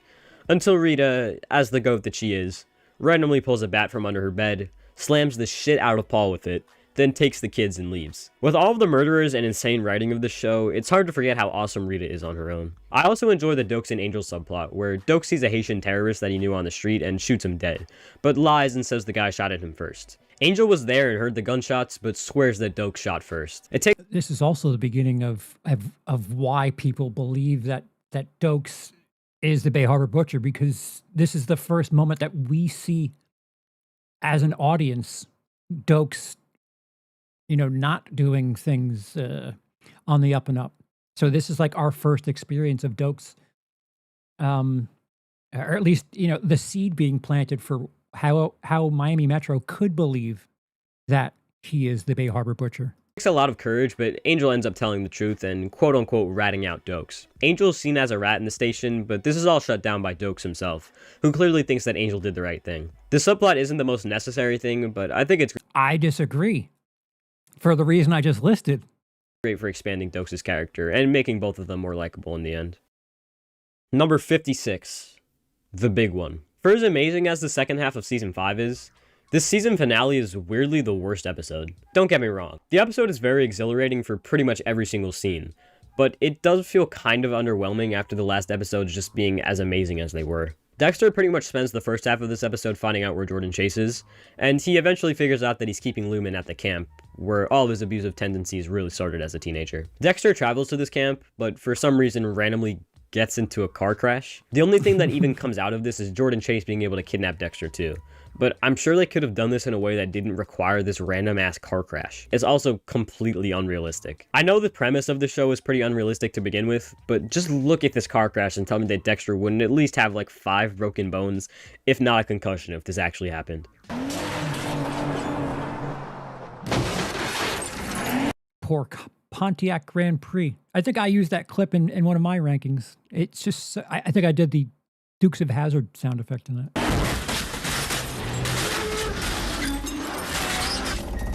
Well, anyways, Jordan kidnaps Dexter and brings him to the basement where he's keeping Lumen, and he scolds them for about 30 seconds until Dexter... It's a repeat of the car crash from Season 4. There's a lot of car crashes now that I think about it. Dexter just reveals that he has a secret knife with him and proceeds to stab Jordan's foot and knock him out. Then Lumen kills Jordan, and it's super underwhelming. Like I say later in this video, I do really like Jordan Chase as a villain, and I feel like he's overhated, but this is such a lame death. I mean, there was nothing that was even building up to this or anything. Dexter kind of just stabs him with an imaginary knife, and then they kill him, and that's it. There's really nothing about this scene that's crazy at all. I guess besides when Deb is literally 10 feet away from both Dexter and Lumen, and she just decides to let them go instead of reporting them. If we're being honest, this is probably where Deb should have found out about Dexter. Yep. But it makes sense for her character since she was very disturbed by the Barrel Girl tapes, and she actually really respected the vigilantes, so it's not completely out of character for her. I think it's kind of crazy how the Quinn plot of this episode is actually more interesting than the Jordan Chase plot. The cops have found out about Liddy dying. Oh, you're talking about when he went to get the medication for the baby and he was tired. Okay, yeah. In his van, and they also found out that Liddy kept making calls to Quinn before he died, so Quinn is obviously interrogated by LaGuardia. After talking with Quinn, Maria notices a drop of blood on Quinn's shoe, and after this, Quinn asks for a lawyer, so it's pretty obvious that he knows something about this, or maybe it's even related to the murder. The good old, I don't know, red for sunset? That was a weird color correction thing there. This is why, I don't know, it's probably way too late now. I wish they would have some sort of legacy coordinator when they're writing these seasons to fill them in on things that maybe need to be brought up and addressed. The fact that Quinn, it happens so many times over the course of Dexter, where something that happens near the end of one season is just not a thing anymore by the first episode of the next season. If they had a legacy coordinator, they could at least have some way to like dismiss the thing without it just kind of going away, or have these moments that are just sticking up.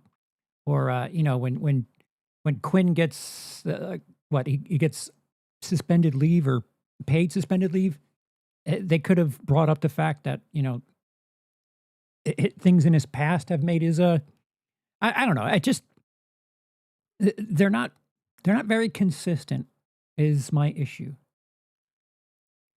RoboCop was also innocent, right? Yeah, by the standards of murder. Yeah, because all he was doing, I mean, he's grimy, but I don't think he fits the code. Quinn is locked up for most of the rest of the episode until Dexter decides to cover for Quinn and say that the blood on Quinn's shoe doesn't actually match Liddy's DNA. I honestly kind of do wish that Quinn's investigation of Dexter led to more, but at least Liddy's dead. That's all we really needed. Now, I do need to talk about the worst part of this episode, which is Lumen kind of just leaving. I'll talk later about how I don't like Lumen and Dexter's... Dude, I think we've, in this ranking so far, with what, 40 covered? There's been 3 innocents that Dexter's killed just right now. Between Liddy, Oscar, and the dude in the bathroom in season 5. Like, that's 3 already. People are drunk. Relationship at all, but if you're gonna have their relationship... Yeah, and if you're like not counting the innocents that have died because of Dexter, like, you're being really generous, because there's a lot of people that died as, I don't know, circumstances for Dexter's behavior that you can get into the dozens at that point. He's an a-hole, who cares? Fair, but the code is a specific thing. You can't just make a Lumen leave because she feels like it. I mean, these people were in love the last few episodes. You can't just pull the "my work here is done" shtick now. Well, that's exactly what they do. So, minus points for bad writing. I'm not the hugest Lumen fan, so this doesn't piss me off or anything, but I'd love to see her make a return in Resurrection. The best things about this episode, though, would have to be seeing Aster and Cody for the few scenes we do, as well as Harrison's birthday party being a great closing scene for the season. Definitely one of the weaker season finales, but still a great episode. Number 55. Dex, Lies, and Videotape. I'm shocked, but we'll write it out to 50, and then we'll be done for tonight. I'm impressed. Now watch, it's gonna take a shit now that I said something. Have sex that night. No. Okay. Not that night.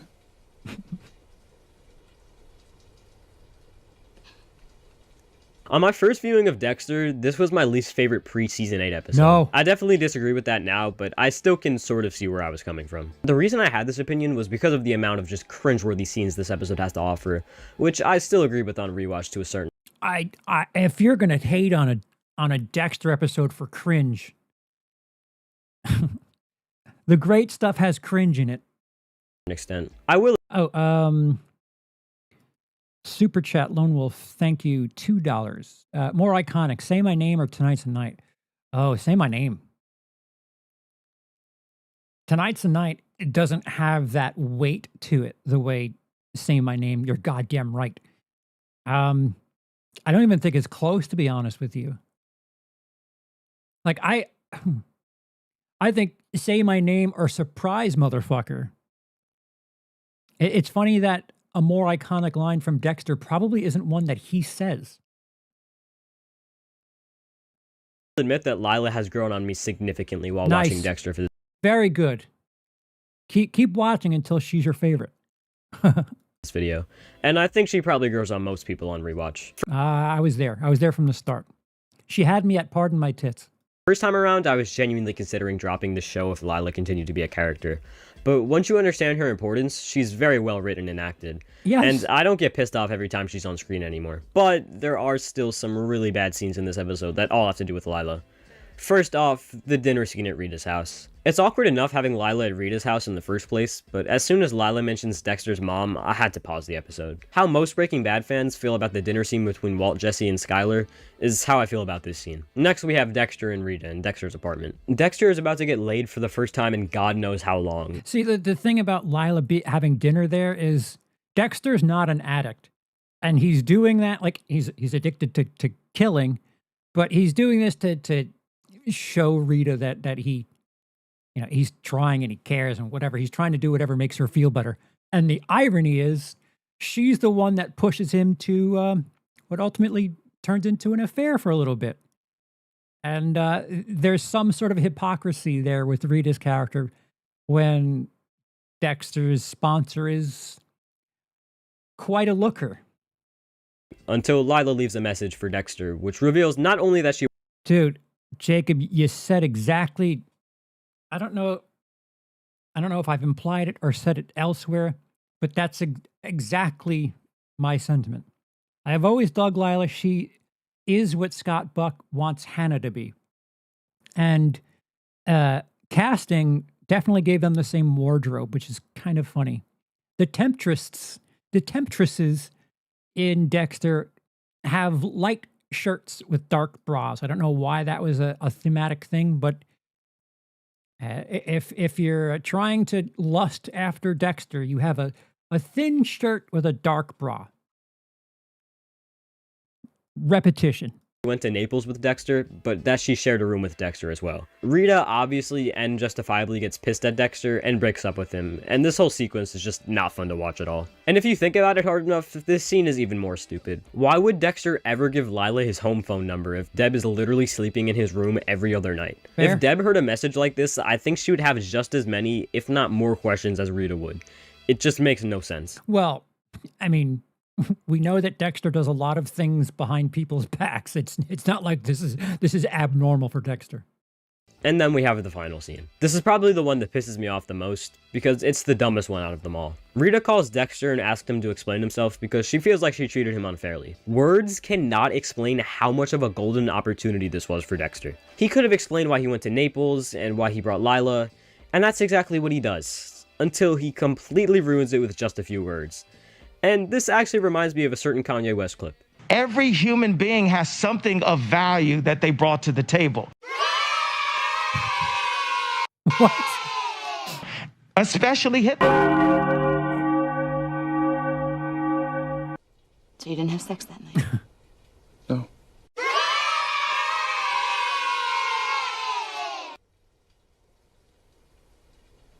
Not that night.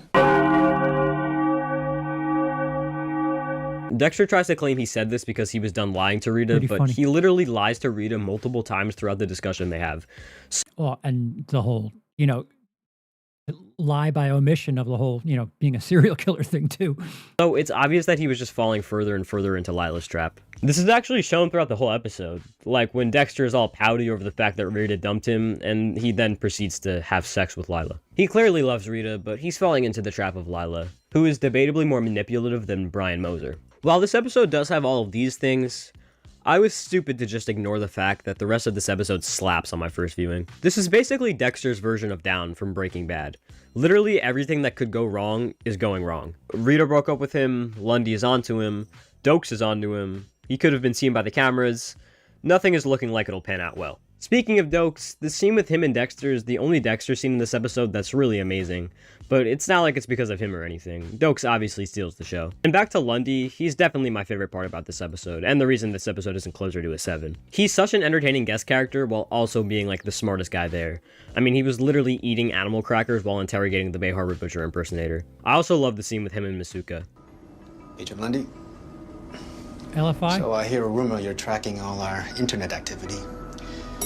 So is it true? Because I can explain all that Gmail stuff.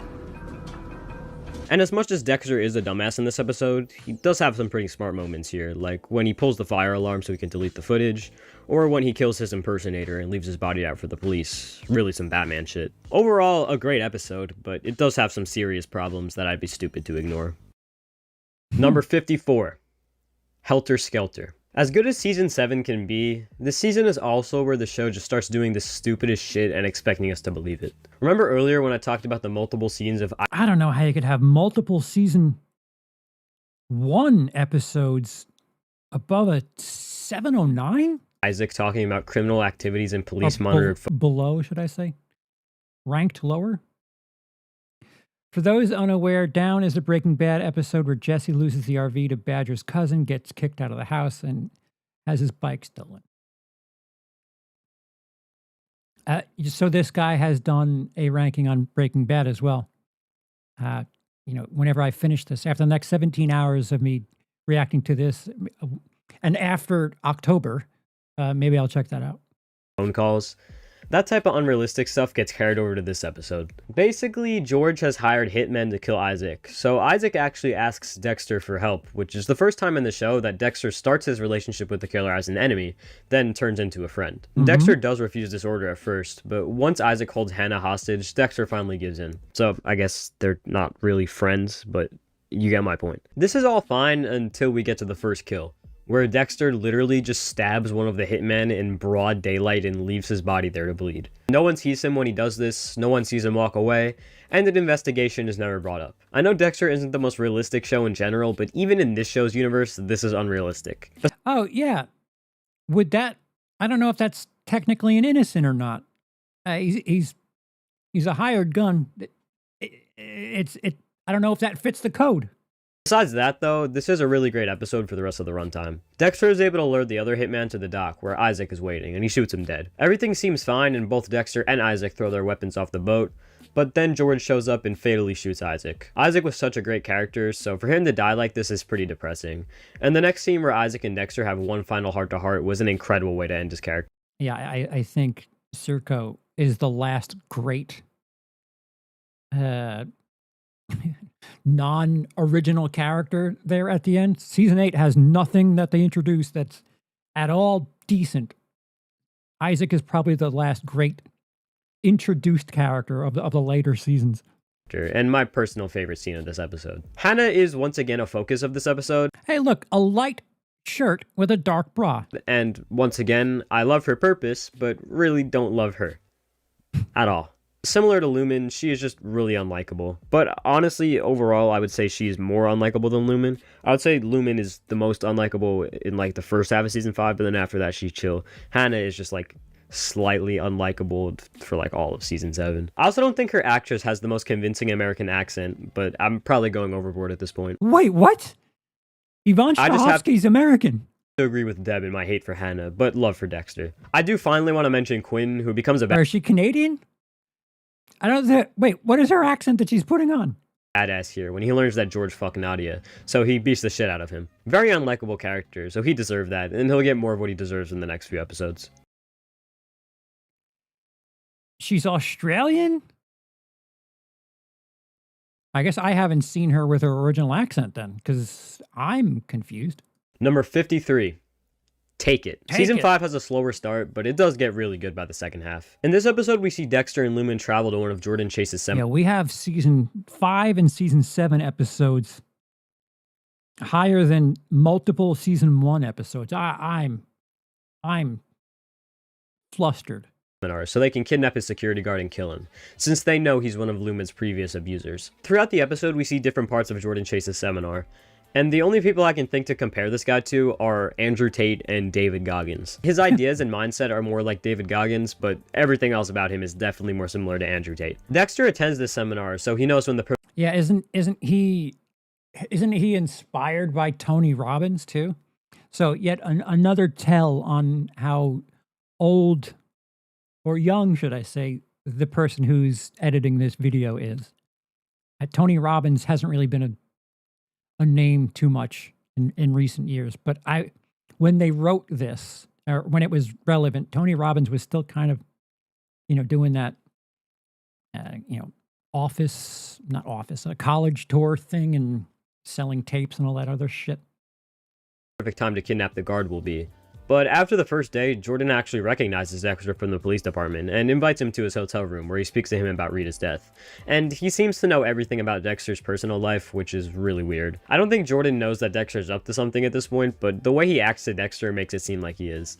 Very strange guy, but his actor is very good. Before Lumen herself goes to the seminar, she's still staying at Rita's house and gets a call from her fiance, who's actually in Miami. Lumen has lunch with him and he tries to convince her to travel the world with him, which What's wrong with Tony Robbins? Is that a bad? I kind of thought it was relevant.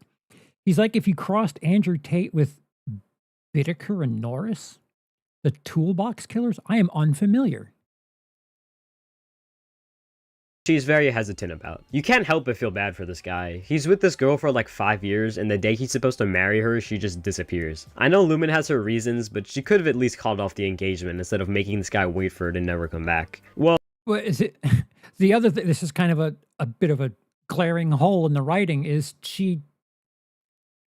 The reason she's not able to get back to him a little bit is she was preoccupied.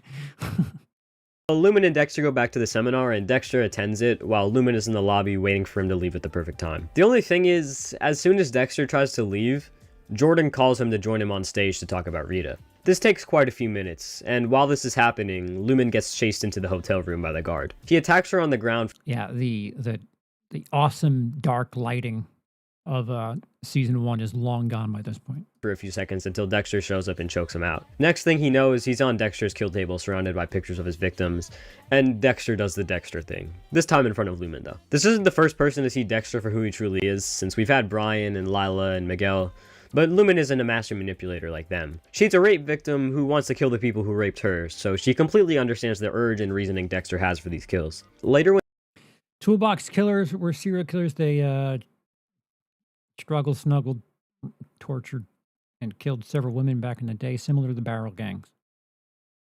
Modus operandi. Andrew Tate wasn't a thing in 2011, right? When Dexter goes to leave, Jordan Chase comes up to him and has a seemingly nice talk to him until he says his catchphrase. It's what I tell my clients. Oh. Tick, tick, tick. That's the sound of your life running out. This makes Dexter realize that Jordan Chase was one of Lumen's abusers. This sets up the next few episodes of Jordan Chase really acting as the villain, which is the best part of season 5 easily. Then there's the Deb subplot where LaGuerta makes Deb take all the blame for this thing that she fucked up. Not much more to say about that besides the fact that as a Maria defender, she's definitely being a bitch about it. Also, Liddy finds more about Lumen, so yeah. Great episode though. Number 52. Living the Dream. Ladies and gentlemen, welcome back to Dexter. Season premieres completely disregarding a whole storyline from the previous season because the writers didn't know how to stretch the filler out any longer than it already had been. Today we're going to be going to our third contestant, 401, Living the Dream. Please They got married. state why you think you should be the winner of this contest. Hey, do you remember that boring cop girlfriend that Angel had in season 3? I mean, of course you don't. I don't either. That's why in this episode, her whole character gets reduced to a single line where Angel says, we broke up. And what's even better is that because the writers had no idea what to do with Angel and Maria's characters, they just decided to lazily make them a couple so they could focus more on the Trinity plot. Dexter, come on, just please pick me. You know I'm the clear winner of this. Thank you, 401. And now speaking to the audience. I don't know if that's that damning for. I don't think there's a I get it's a very cute bit, but it's not even part of the conversation. Season 4, episode 1. Please stay tuned to see what the final contestant has to say about why they should be the winner. And at the very end of the video, we will see who Dexter Morgan picks as the winner of this game show. Hey, it's me, normal DJ again, not game show DJ. Saw the Nebraska segment a few segments ago. That was my friend Matthew.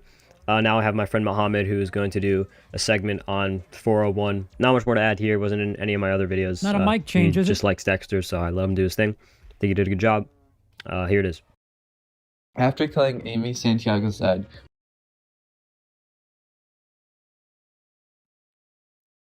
a note to be unified in the sound quality. It may not be possible, just creative criticism. Constructive criticism. Well, all of the above. we see that Dexter has returned to a more quiet and Hey, look at that lighting, huh? Nice. homicidal life.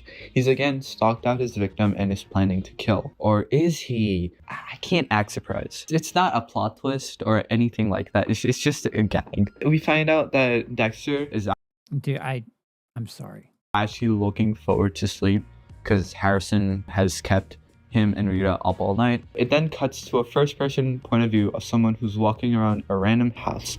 They enter the bathroom and we see that it's a woman.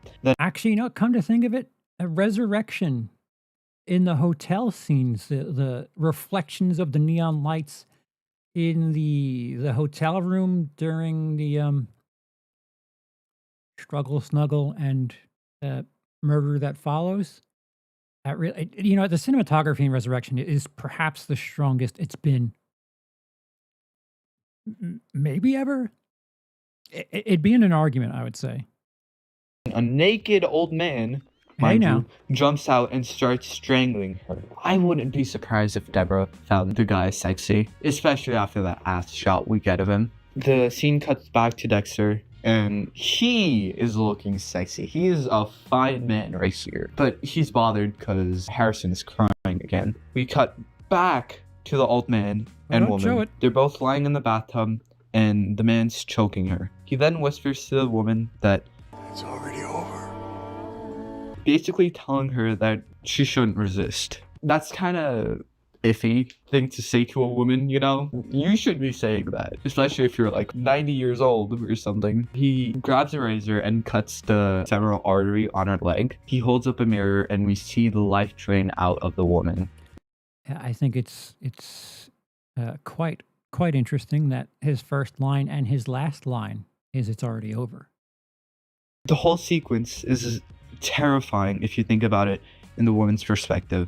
And the opening scene is man, see how they overlaid those shots? The headlights on the road and Dexter's face illuminated by the taillights of the car.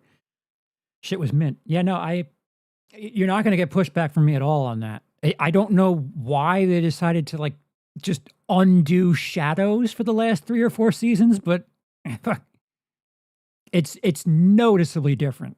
The masterclass as it juxtaposes Dexter's life, where he's caring and nurturing his baby, and this old man's life, who is attacking and killing someone. They are basically going opposite paths, but they're similar because we see that they're both killers. The constant cuts are annoying, but they work nicely narratively. The intro plays, and Dexter misses the fly, and he puts on his stained shirt, and his shoelaces snap. This works nicely to show that Dexter's normal, orderly life is gone haywire in a sense. He's off his game, and that becomes a major plot device in this episode and the next. Dexter, who we find out Why can't you just get Aster an iPod? was getting ready for court, is testifying and explained his blood work. However, Dexter talks about his blood work for a different murder. The defense lawyer gets on his ass about this, and she's able to convince the jury that there's a reasonable doubt and gets her client off. Her client being Benito Gomez. Quinn has a chit chat with Dexter and he tells him the consequences of his actions. Quinn gets a little heated and Deborah has to step in and calm him down. After the whole convo, we see Dexter walk away thinking, maybe it's Benny Gomez who should be worried. This kind of confuses things because to me, at least, it makes me think Dexter might have made that mistake on purpose. Because as we see, For my own input, I don't think he did it on purpose. Dexter would never risk his whole job just for a kill. He could find a different one much easier. Yeah, I think it was a further amplification of just how off his game Dexter was and how disheveled everything was with him. And that's why he, like, I don't think he did things on purpose like that just yet. But I don't think that it was on purpose. Later, he's itching for a kill. And then we see him thinking, Quinn's a good cop. I need a good kill.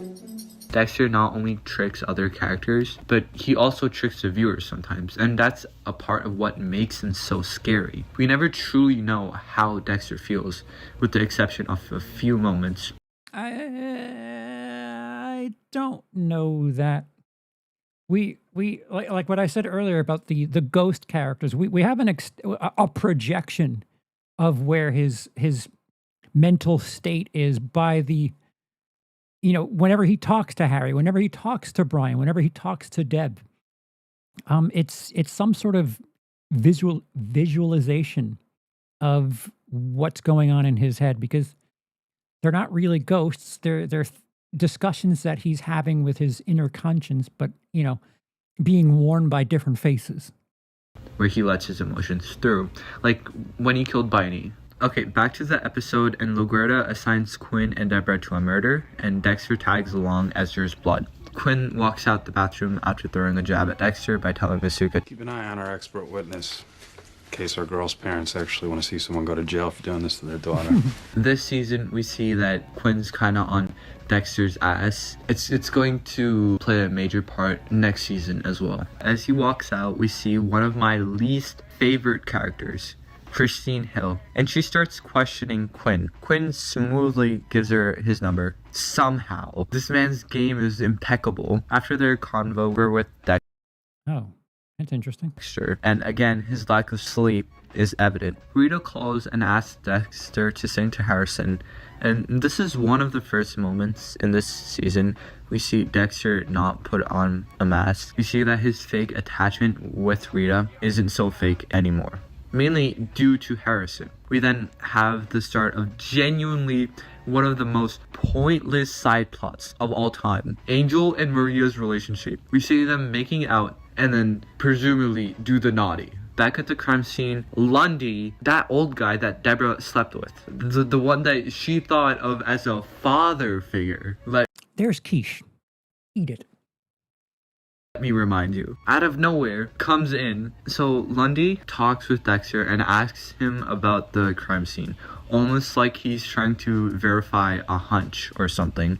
After that, Dexter researches places to make the kill room, and he finds an abandoned boxing ring. Benito Gomez was a boxer, by the way, so poetic justice in a way. Tonight's the night, and Dexter goes to the abandoned boxing ring and prepares the room where the magic happens. He then stalks his victim, but Big Daddy Morgan falls asleep, and a police officer has to wake him up. Benny leaves, and the kill is gone. It's ruined. Back home, Rita and Dexter have an extra freaky adult time. I'm talking toys included. After they tire themselves out, these guys are young. Harrison wakes them up, and Dexter has to put him to sleep. We get like a minute of him just bottle feeding Harrison, and he's dialoguing, just talking to a baby with basically no conscious count as dialogue. He just vents his killing desires onto Harrison. Here we get another moment of Dexter showing actual love and affection. He tells Harrison that even though he himself lost his innocence, he won't sacrifice Harrison's. Imagine. This plays on the idea that's developed in this season and the next 4. Dexter feels conflicted because he doesn't want Harrison to turn out like him, but he knows that he isn't a good role model for him. He wants Harrison far away from the dark passenger's grasps. Next morning, Lundy tells Dexter he's retired from the FBI and he's researching a Is this guy implying that it's uncommon for women to be attracted to men who subconsciously remind them of their father? The main guy in the video sounds the oldest out of the three. I agree with that. I don't know if it's due to the microphone quality or what, but like I said, the same boat rules apply here. If he's older than 19, I am shocked. It sounds like a lack of experience with some of the delivery. serial killer, Trinity. He's the only one with the suspicion that Trinity is running around at all. Lundy has a suspicion that he's running his 3-kill pattern all over again. We cut to an old man wailing no over and over again in what seems to be a public bathroom. He is again butt booty naked. Deborah would be Don't hate on the equal opportunity nudity. fawning over this man. He's taking a boiling hot shower, which tells us that he's one tough cookie. Buddy, that's insanely bad for your hair and skin. To be fair, he is what looks like in so much pain, but still, why are you doing that? Tonight's the night. Whoa, whoa, whoa, with the actual clips. Again, and Dexter goes to Gomez's trailer house and tranks him. He takes him to the kill room, and Dexter is so sleep deprived. You know, this is where most female gaze Dexter edit starts, because he looks so good. Wait, what? I want to know what female gaze Dexter edits are. I have a new project. Prepares to kill Gomez, but Rita calls and asks Dexter to get Harrison some meds for his ear. Dexter kills Gomez and takes apart his kill room and is going home. What about the female straights? When suddenly Dexter dozes off for a second and crashes into the side of the road. And that's where the episode ends. Here it is, Jacob, the other crash. Number 51. Oh, that was like a full summary. I'm going to stop it after this one. Oh, no. Waiting to exhale. After the cliffhanger of 201, where Dexter's literally Miami's new serial killer, we get a slightly intense episode here, while also developing Dexter's character. There's basically 3 different personas Dexter tries to play into in this episode. His persona in the PD, his persona to Rita, and his persona to himself. Obviously at the PD, he's saying as little as he can regarding the Bay Harbor Butcher. Lundy is actually introduced in this episode as this chill but grounded old guy who is scarily good at his investigations. Better than Dexter thought he would be. I've seen comments saying that Lundy should have been the one to bring Dexter down, and I don't disagree with that at all. Seeing Lundy become an actual villain in this show would have been sick. On to Dexter's life with... They could go Breaking Bad route and have Lundy be the... Well, I don't. I think there's a way you can make Dexter be the antagonist by series end. Doesn't have to be Lundy being a villain. Rita, Dexter is making up lie after lie after lie about where he is every night. And it's getting to a Breaking Bad level of why are you even trying anymore? Like, listen to this. I was off the clock. It's this huge case. I'm working. It's it's taking me to places I never thought I'd go.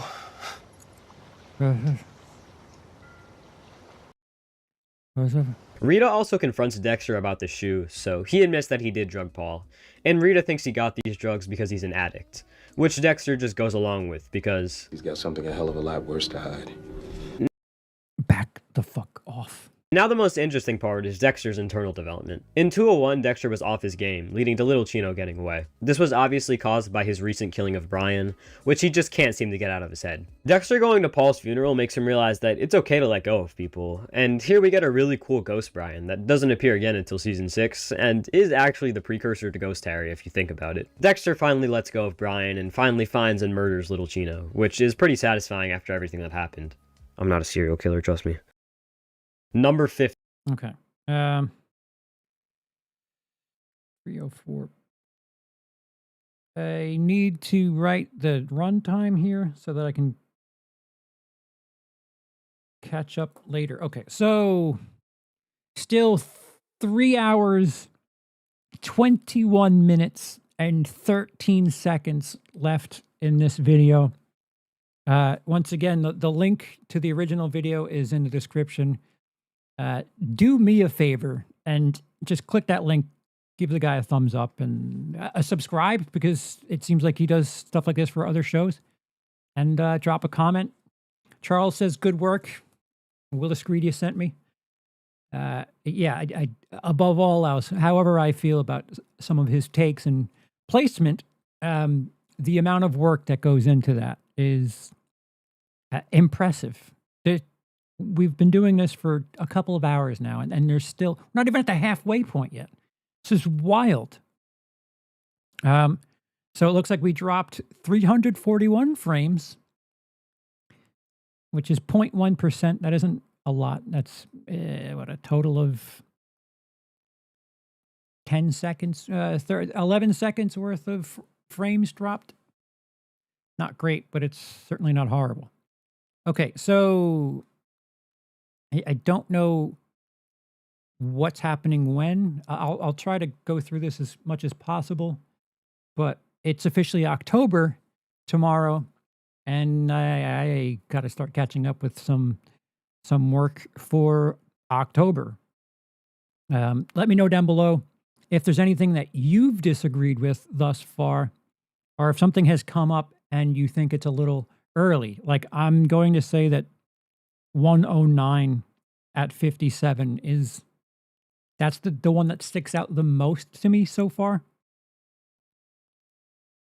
Yeah, I think 109 at 57 is the one where I was kind of taken aback. But other than that, we'll experience the rest together at some point. I'll try to get it done as quickly as I can. Don't count on me doing this immediately, but thank you for being here. Thank you for the super chats. Thank you for being in the live chat.